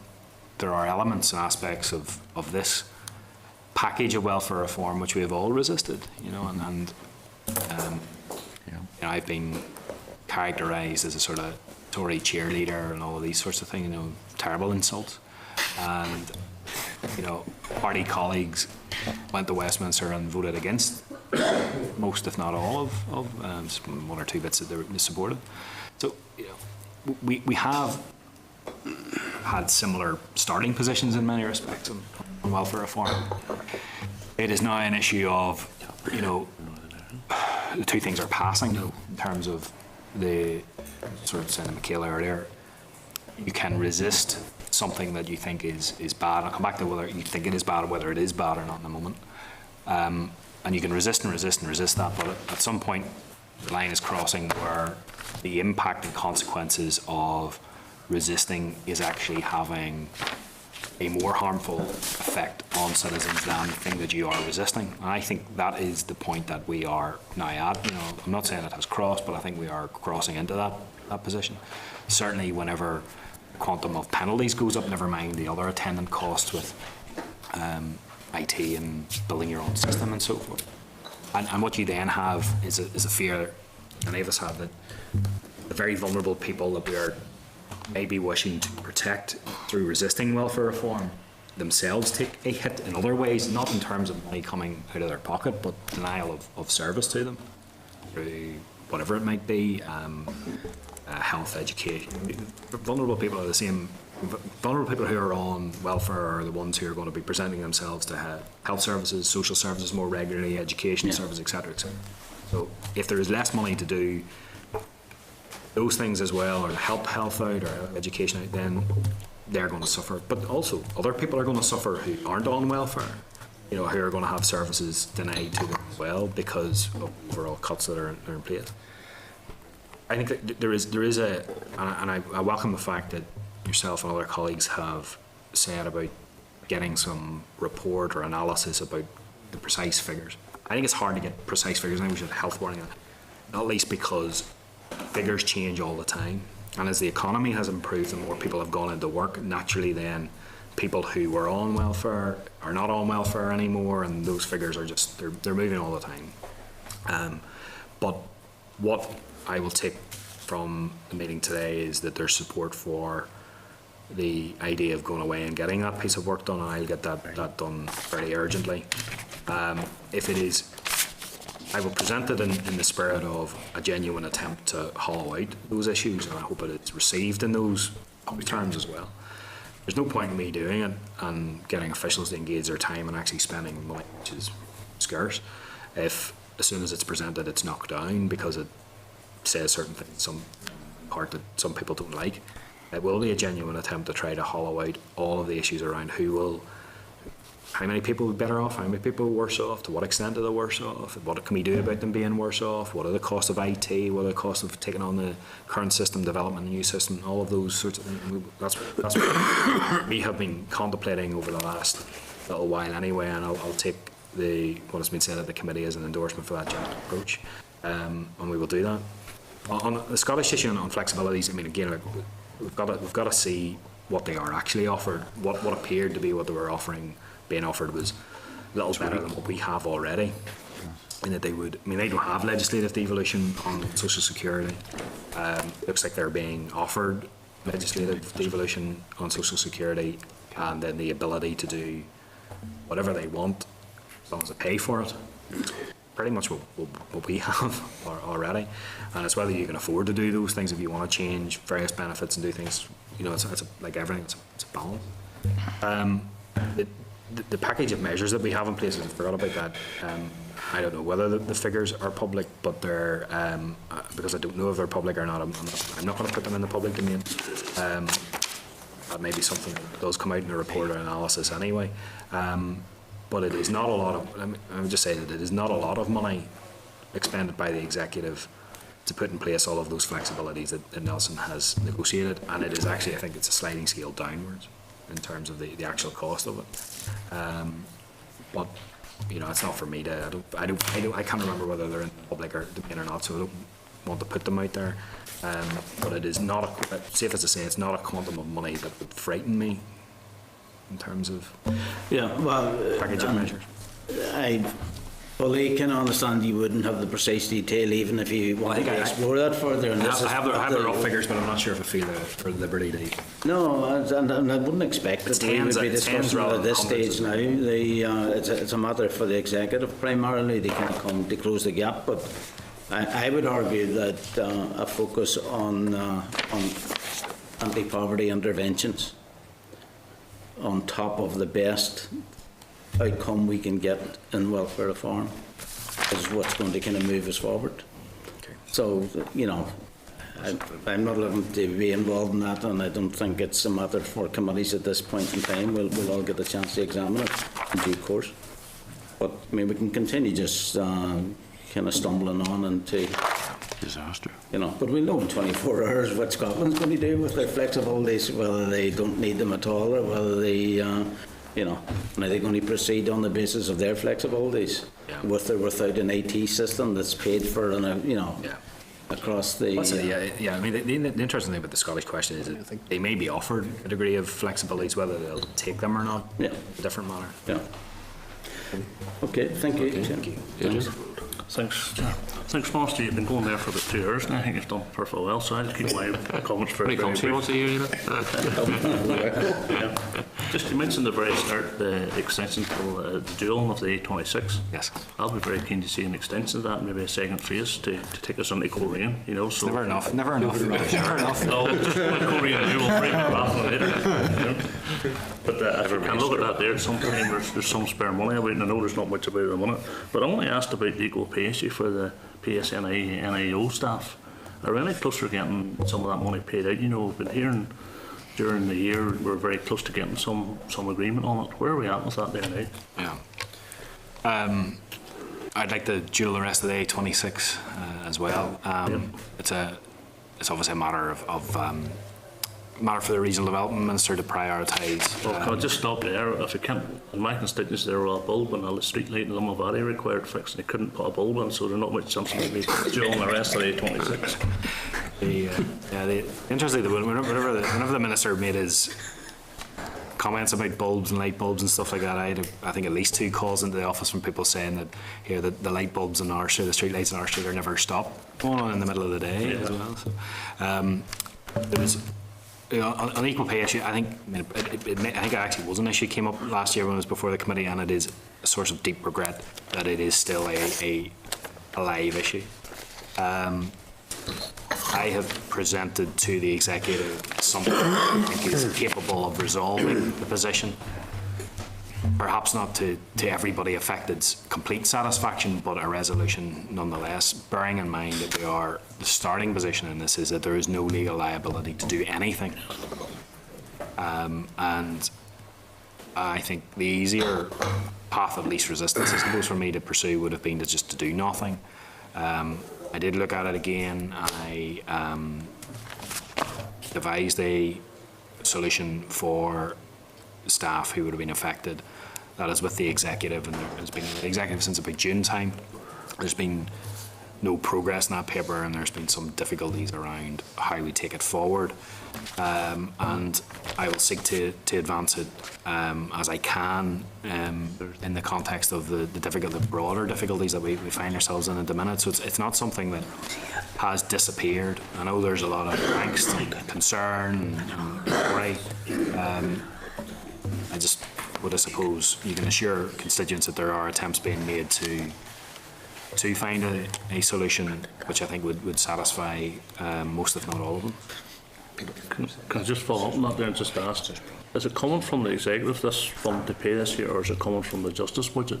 Or should it come from the justice budget maybe? We haven't had that discussion at the minute, and I mean that is, I suppose, a complicating factor in it all, in the resolution of it. You know, if it came out of the justice budget, that minister is telling me he has a range of other pressures which don't include that. So, you know, I think ultimately, and I've had this decision, or I've had this view for a while, that this requires an executive decision to deal with it.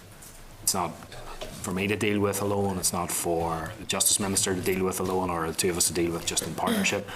This is something the executive needs to sign off on. Thanks. Thanks, Jeff. For a range of reasons. Peter, then Paul. Okay, thank you. I think whenever the Lord Grey said that the lights are going out all over Europe, I don't think he was specifically thinking of Coleraine. Limavady, yeah. All politics is us. Adrian, Man's going to get one. I am trying to say, Already, every time carrying one on my back. yes, given the duration of the session and breaking news, the Scottish independence referendum has now taken place since the start of today. Thank God. Minister, I suppose we had quite a constructive session. Now, I want to just touch on, I suppose, obviously the big issue looming is the wider budgetary issues, I suppose, particularly both for the remainder of this year and beyond as we move into next year. And I suppose particularly, as indicated, if we don't get a resolution to particular welfare issues as to the financial implications. I just want to touch on 2 of those. Mention has been made, I know Leslie earlier mentioned, in terms of the capital issue. And I suppose a lot of the focus has been on the issue of the welfare reforms, even the issue around cost of running things, of escalating costs and that bit, but there's not, I suppose, really been much focus in on the capital reforms. I just wonder if maybe, or the capital implications, if we are in a position that, for example, we have to buy our own IT systems or go down that bit, what's the implication for, first of all, the capital side of things? And obviously the danger with that is any implication there, unlike diverting, for instance, maybe capital between one set of roads or a hospital building, where as well as the fact that there's not only is there direct benefit to the community, in terms of issues around employment, you're helping the local construction sector. Presumably if there's money diverted on a capital basis as a result of the a failure to tackle the welfare issue, that will simply be money that's sucked out of the system from a capital point of view and actually will be come out of other capital programmes. That's the first issue just I want you to touch on. Yeah, you're right. I mean, these are, I suppose, related, almost side issues connected to the whole issue of welfare reform that sometimes get missed in the general debate about which is distilled down to you're in favour and somebody's against or something like that, you know, and it's much broader than that, and that is what, I mean, that's one of the things I'd hope we can leave to the committee today. This is now getting to the stage where it isn't just simply about penalties any longer. You know, that has been a problem, and that's certainly something I've been talking about for the last year, that there are penalties coming, the penalties have hit, the penalties are hitting, and they're going to get worse. That's only actually a fraction of the problem, and you're right to identify capital implications of developing, say, our own IT system.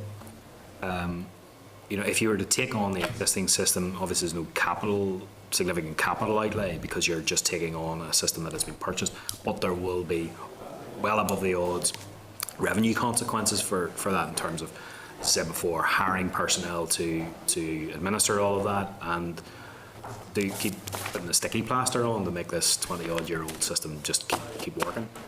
And like that will only work for a while. You will have to ultimately purchase your own system because the one that you have will collapse. And you're right, that's when you do get into capital implications and you're having to purchase over a period of years hundreds of millions of pounds worth of IT kit to have your own system. Now, obviously, not, you know, there are rough estimates have been done. Again, I appreciate they're rough and come from DSD working with DWP, and in fact we've had correspondence from the Deputy Prime Minister who's indicated roughly around £1 billion cost a year for doing this sort of thing. Now that won't come and hit in 1 year, thank goodness it won't, but it won't be 10 or 20 years in which that hits. It's over a short period of time to build your own on the capital side of the cost, never mind the revenue side of the cost. And that will have to come at the expense of other capital projects.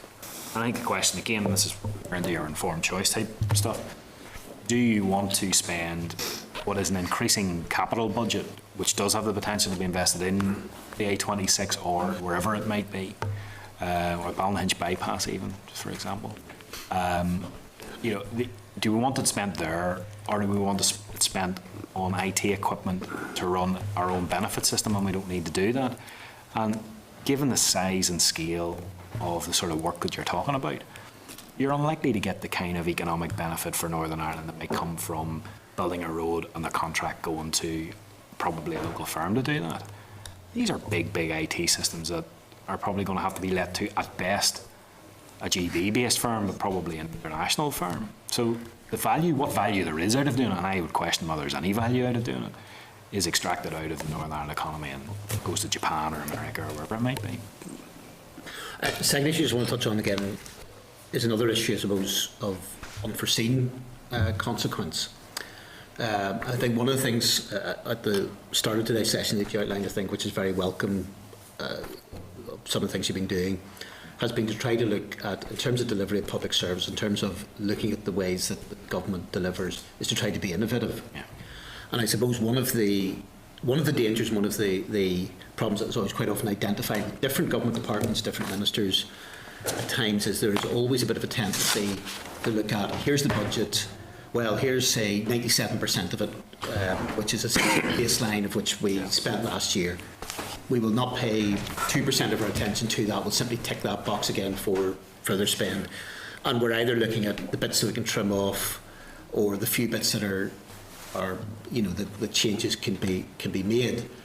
And so therefore there is quite often, I suppose, a certain level of disincentive towards innovation. I suppose the concern is that given that sort of natural environment, sometimes there are times, if you reach a situation in which there's tight financial pressures, that there may be a tendency of a number of government ministers to say, well, actually, I'll not particularly think about cutting X, Y and Z because that would be fairly difficult. That's something that's been in the baseline for 20, 30, 40 years. We've done it pretty much exactly that way. Those new programmes, well, actually, it's easier that we don't go down an innovative route. We don't, because sometimes innovation is very beneficial in the long run. It quite often comes with upfront costs. Yeah. And so the extent that if there's much greater levels of financial pressures on departments, that it might have a tendency for various government ministers to circle the wagons and essentially say, well, actually, we'll not stick our neck out for anything that's going to be innovative, because there will be that degree of cost. We simply can't afford to do anything particularly different. Let's simply just try and protect what we've got. I mean, to what extent will, in terms of a broader reform agenda, be impinged upon by a much more difficult sort of constrained financial situation, and one again which money to a certain extent will be flowing out of the economy? Yeah. I think part of the problem in trying to advance any innovation, our public sector or any public sector, is a cultural problem that there is. As he was alluding to some of that earlier, and sort of more uncharitable and unkind language, but his point was valid enough. And trying to look at things in an entirely new, innovative, creative way, or even being an early adopter of reforms that have taken place elsewhere, is not something that I think we're instinctively good at. And I think that's part of the job, is to try to get our departments to think about how you better design services from the start. Because we have lots of examples of services or new projects being started and then having to be changed or amended halfway through because they haven't been designed properly right from the beginning. So in some ways it's just about looking at the problem differently from the start, or the possible project different from the start. So it's not necessarily costing you more money to do it. It's where you're taking something that you're already doing and then want to do it slightly differently, that there is that cultural problem, barrier, and you're right, a cost, an upfront cost problem. Now, one of the things that I am keen to see in the 15-16 budget is a small amount of money that will be set aside to enable some change and reform and transformation to happen, particularly on a collaborative basis between departments. Because I think a lot of if you were to fill a page with the problems that are our biggest any government, including ours, they're ones that tend to have parts of health, parts of justice, parts of education, 2, 3, 4 departments involved in them. But none of those departments are going to fund the reforms themselves. They're going to have to pay for all of those reforms and don't necessarily see all of the benefits. So I think there's a job for us in terms of strategically looking at the budget to allow that to happen. Now, that might be seen as a bit of an indulgence in the budget whenever you've got the problems that you have. But I think it's absolutely essential just to put that in at a small amount to see whether it works, and it's important to see whether it works. And if it does, then we can increase that, because you will get both better outcomes, but you will also get savings as a result of it all. I think that, but you're right, I think the biggest problem that we're going to have is one of sort of culturally getting people to get their head around the need to do things differently. And another, I suppose, revolutionary thing for departments to maybe consider is the need to perhaps stop some of the things that they're doing. And I don't think that there is enough oversight by departments, or indeed even by committees or this institution, of stuff, projects, programmes that were started years ago and do consume large chunks of budgets, but maybe haven't achieved anything like what they were meant to. But because they have been started and there are people working away at it, and there are some people who are benefiting, they just sort of sit there as a protected species. And we should actually be being a bit more critical and saying, well, yes, it has helped some people, but we could help more people by deploying the same or a little bit less money in some other way. So it isn't just always about doing some things differently. Sometimes it's actually just about stopping stuff that hasn't worked. Okay, Paul. Thank you very much. Minister, I will be brief. Thank you for coming along, and Sure, what else would it be? I just want to say you're doing a good job and keep up with it. Sorry, that's not the end of it. Sorry. No, it's other things that I would like to maybe, if and I do think that the bit of work that you intend to do would be very, very helpful, and I think it would be maybe informative to everybody, and it might make them sit back and look at things from a different perspective if we knew the full cost. Another area that has been mentioned was the job losses that potentially could be implicated because of the non-implementation of which and the relocation of some of those jobs back to the mainland as a result of if you're not delivering the service, you're doing something different. And that's just one area, and I would maybe ask that could be looked at, because there have been mentions made of that, and it was just to maybe flesh some of that out. The revenue costs associated with that, that aspect are there, but I have one area here, and it's just where I see if I can get it. Be another sheet of paper. You're all right. No, we had difficulty with the. I attended yesterday an APG on construction, and I was frustrated to hear some of the experiences some of the construction industry are receiving, not necessarily directly from departments, but through the COPs and everything else, and they're actually going through a process of tender. A lot of time, effort, and sometimes extensive costs, not just maybe a few £1,000s, but tens and maybe even up to hundreds of thousands of pounds have been spent on technical advice and expertise to work those up, to find that at the 11th hour those projects are being pulled, and then they cannot recoup, nor have they any measure to actually recoup some of the monies that they've spent in trying to come forward at that stage. Even though they've maybe won a tender to do it, they've spent the time and then it's pulled. There was concern about how some of those COPs were putting forward those details to them and ensuring that they only want them to come whenever they know that their money's ring-fenced to actually deliver the project, not speculatively, this is what it's going out to do, and we're not just going out to test the market to see how much the costs are. So they were frustrated. There's a number of them there that were frustrated about that, and they felt that it was not that helpful. And I think that that's something that we should be looking at overall.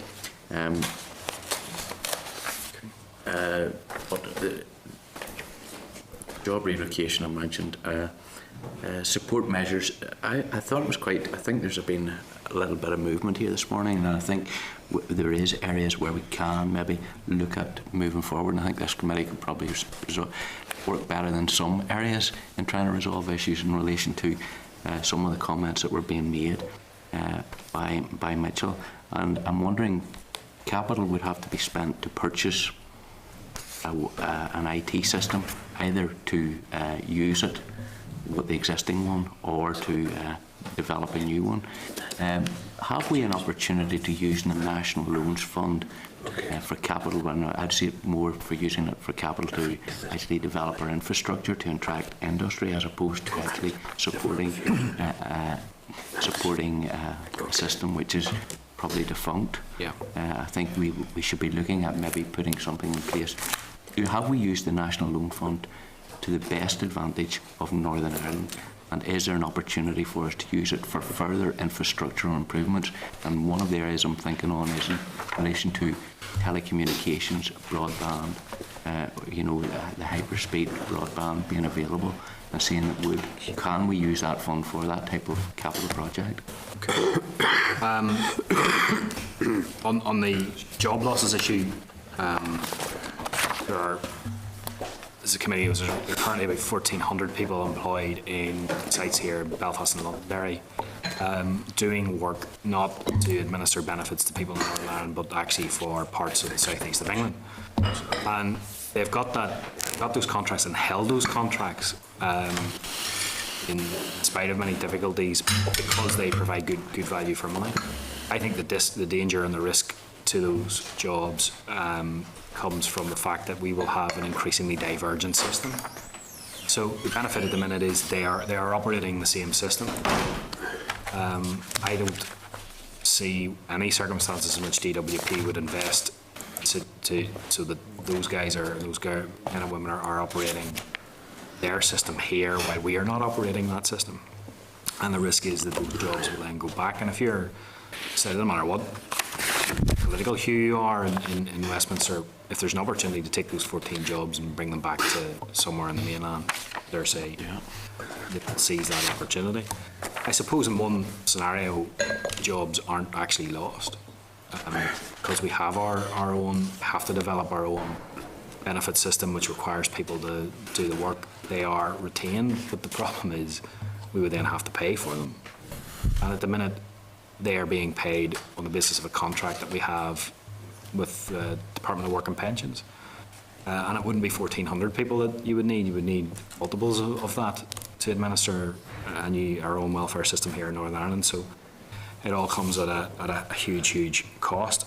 And we can look at more support measures, I'm sure, but again, let's bear in mind, as with everything, the cost involved in all of it. And we can do anything within the budget that we have, but there's a huge cost. And there's consequences for that cost, and very much the debate about welfare reform is very much about consequences. In respect of construction and tenders, I'm happy to take a look specifically at that and maybe get some feedback from the all-party group. I don't know why, but I imagine that there are occasions in which, for a myriad of reasons, departments step back from projects. That may be something, again, in the context of having less money and in-year cuts, actually, where departments who have been proceeding with capital projects, which we think of sometimes capital projects just consume capital, they also consume current expenditure too, and other aspects, particularly in the development stage, that they just have to say, right, look, actually we're not proceeding with that because that's somewhere where we can make a very quick reduction to live within our means this year. So you might actually see, unfortunately, as bad as it is, you may see that sort of scenario increase over the next little while. But we'll certainly take a look at it. In respect of infrastructure and using loans to invest in our infrastructure, I'm a supporter of using different ways of funding infrastructure investment in Northern Ireland, but us using our loan facility to, well, I don't want to borrow anything to pay for a new IT welfare system. Oh no, that's not what I was talking about. We have our RRI borrowing capacity. We're allowed to borrow. It's over actually 200 million now a year with the United and Prosperous Community facility to raise for some TBUC projects and stuff.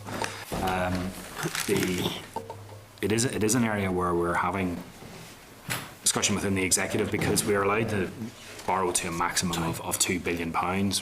And we're very close to that. We're 1.7 at the minute, I think 1.7, 1.8.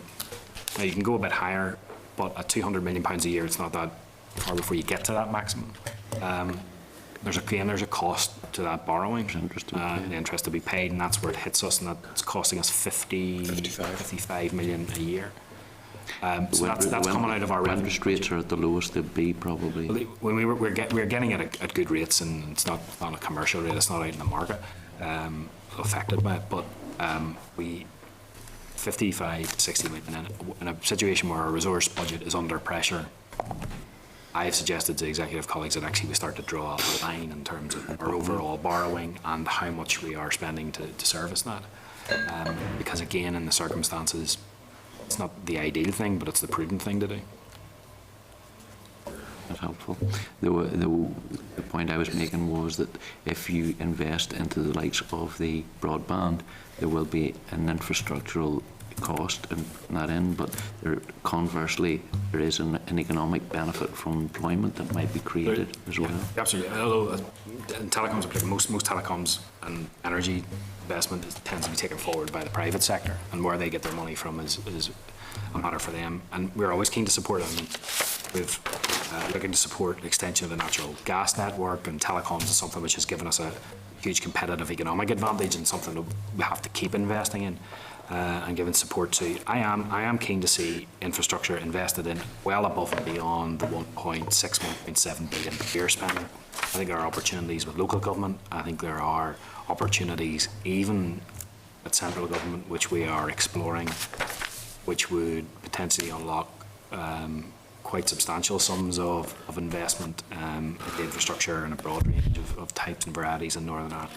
There's work ongoing, and hopefully be something that we'll be able to outline better in a draft budget. Just worth noting that DETI have been able to access funding, national funding made available by DCMS, Department of Culture, Media and Sports, for broadband enhancement and also to improve the mobile network as well. And those projects are ongoing. Thank you, and keep up the good work. Minister, thank you very much. Thank you. That's 2.5 hours and well aware it's spent over your time, so thank you very much indeed. Thank you. Paul, thanks for your short contribution. I get a sense that's not on. That's not too bad. Work again. That's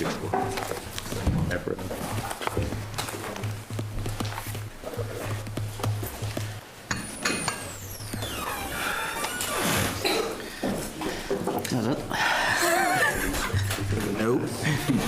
If everybody leaves, we don't need to go.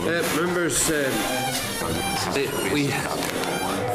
research briefing at the end of the meeting has been postponed, and we've already dealt with the correspondence on the forward work plan. So this will be, in fact, the last session of the meeting, and we have apportioned around 15 to 20 minutes for it. So I trust that we'll be able to fit everything in within that time scale. So I'd like to welcome Grace Nesbitt and Margaret Coyle, who are here to advise us on the outcome of the consultation on the regulations for the Civil Service Pension Scheme NI 2015. So, Grace, you usually kick off, I think. Yeah. Whenever you're ready. Okay, that's fine. I'm just very conscious of the committee's time today. I have a very short opening address, so I'll go through that and I'll talk as quickly as I can and hopefully give you some time for questions, or alternatively you can just go into questions, whatever you prefer. I'll just continue with my short address then, Chair. Okay. Yep. Okay. I welcome the opportunity to update the committee on the outcome of the consultation on the regulations. The new scheme will be known as the Alpha scheme. So I don't want any comments about Omega. And I'll just give a short overview of the consultation and the next steps in terms of scheme implementation. A couple of other matters I just want to take the opportunity to update the committee on. As requested, I'm going to give a short overview of what the position is with the other Northern Ireland Public Service schemes, and also where we're at with the procurement of our new IT system for civil service pensions. Okay. The response to the consultation, it was a 6-week consultation launched on the 9th of June, invited views on how well the draft regulations fit the requirement to reform public service pensions in order to make them more affordable, sustainable and fairer to both members and the taxpayer. Consultation closed on the 1st of August. We did extend it by a couple of weeks. We had a total of 31 responses received. 1 late response was included in that. 28 were from individual scheme members, 2 from trade unions and 1 from an organisation. Many of the individual respondents submitted their views indicating their general disapproval for the introduction of the new scheme, and a lot of the areas they commented on were actually outside the scope of the consultation. The response document provided clarity on the key areas that were raised from the consultation exercise, and these centred around the level of protection provided to members. Some would have full protection, some would have partial protection, the issue of employee contributions, the link with normal pension age with state pension age, and the governance arrangements and union representation. We did consider all the responses received and concluded that the case for change still stands, but we do very much also appreciate that in terms of rolling out this reform programme, we really need to look at how we can communicate that and communicate what it means to our members, and we're working hard on that. In terms of the next steps, we will be finalising the regulations, and they will be led subject to negative resolution, and we do intend to adhere to the guidance and the 21-day rule on that. The timetable is challenging to get all this done in time, and we expect the regulations to be led next month.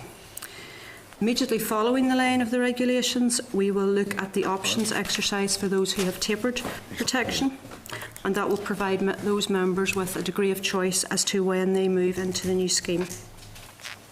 And we will be issuing a lot more information to members over the coming months on a whole range of issues.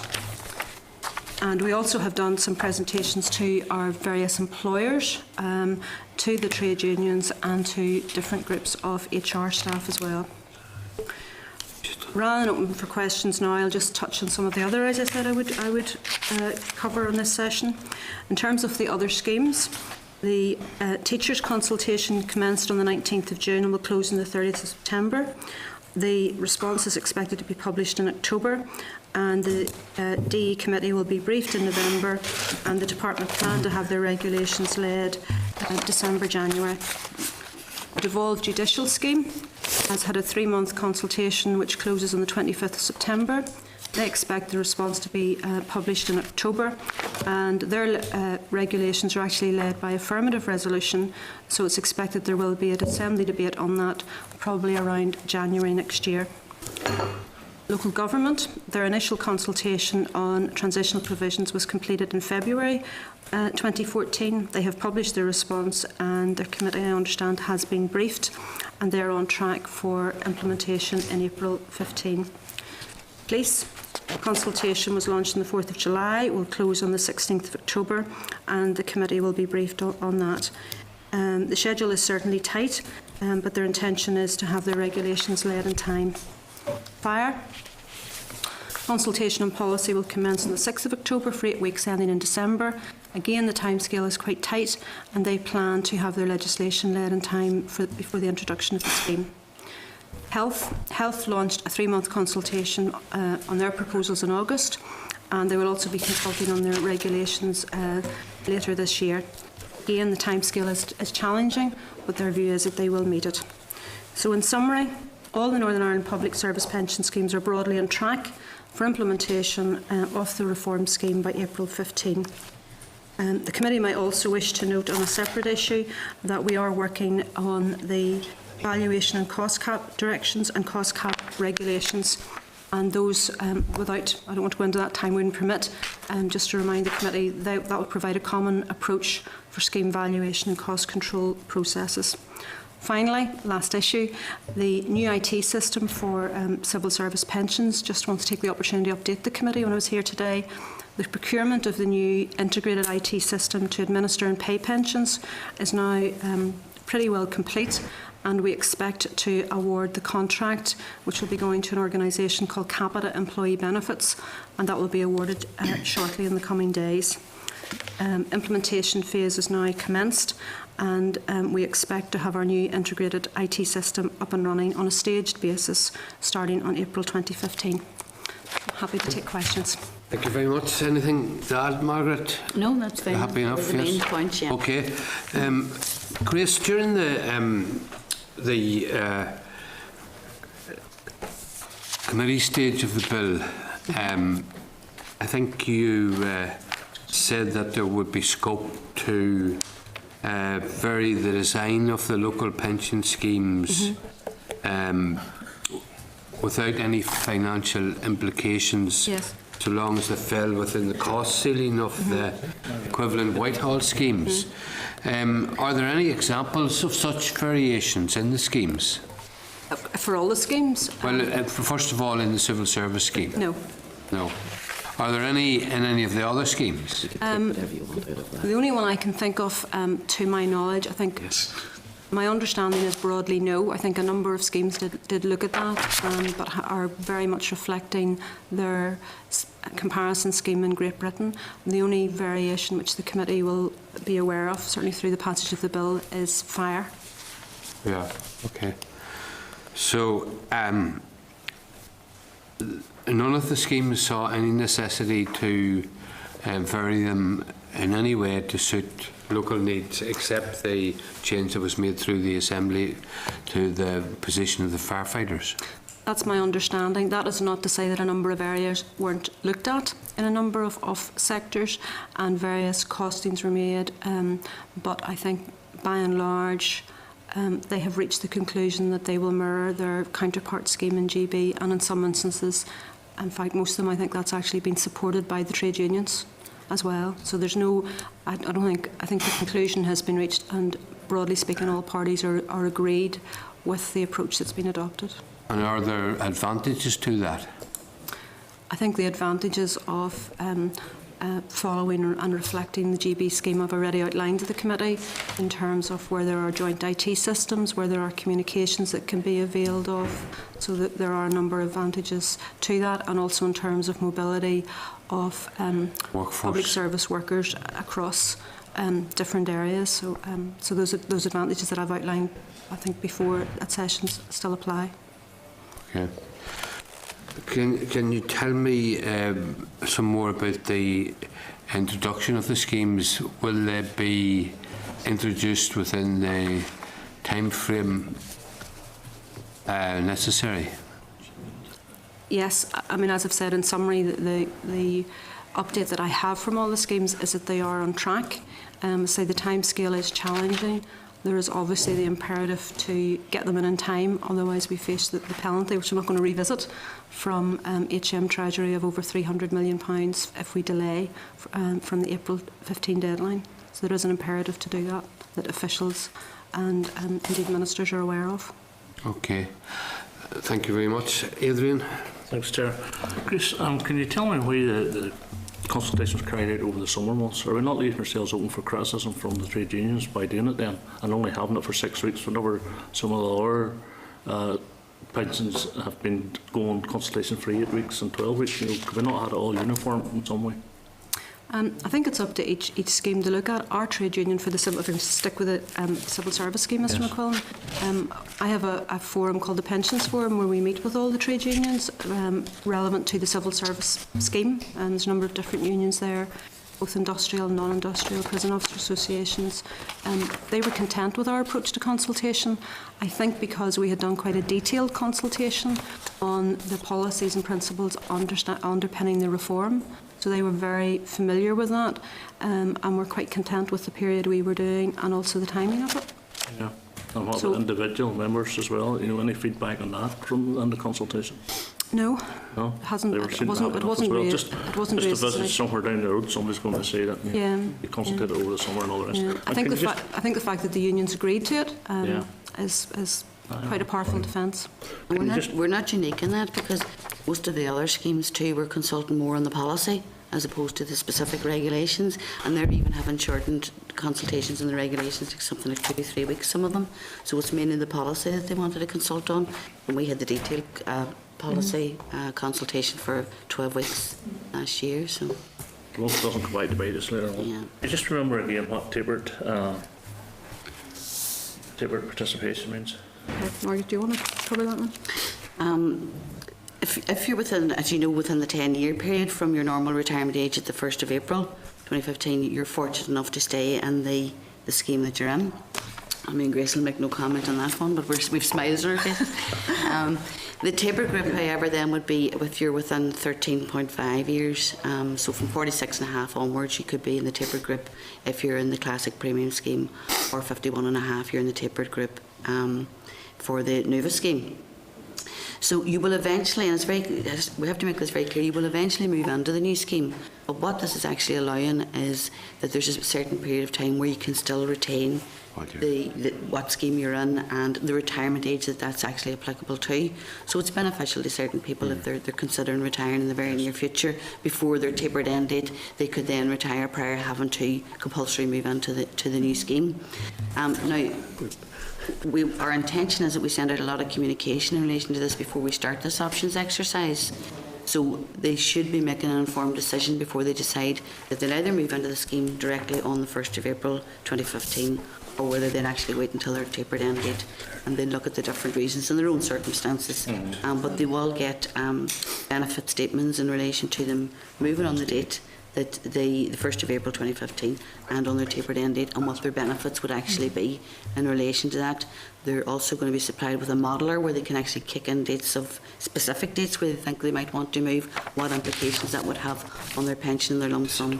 Hopefully the information will certainly be out there for them to make an informed decision.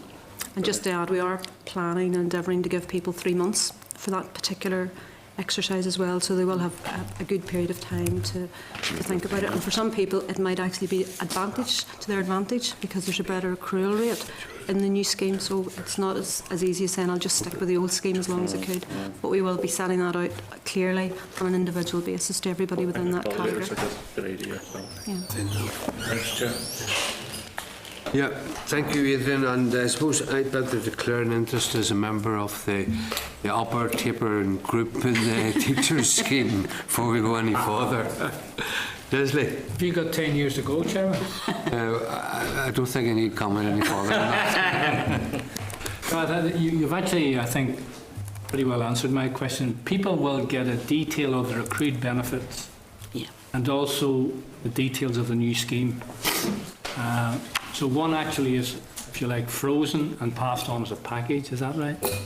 Yeah. Doesn't have any direct implication on the new scheme? It won't. They'll actually see what they have accrued to date before they move into the new scheme. But equally, the modeller that we will have will actually be able to project what their benefits will be in the new scheme as well. So they'll get all that information. All the information on that. Yeah, prior to them making their decision. Right. Yeah. And this is by negative resolution in the House, so it's only a formality. It is negative resolution. So it should be ready to go live on April 1 then? Yes. Yes.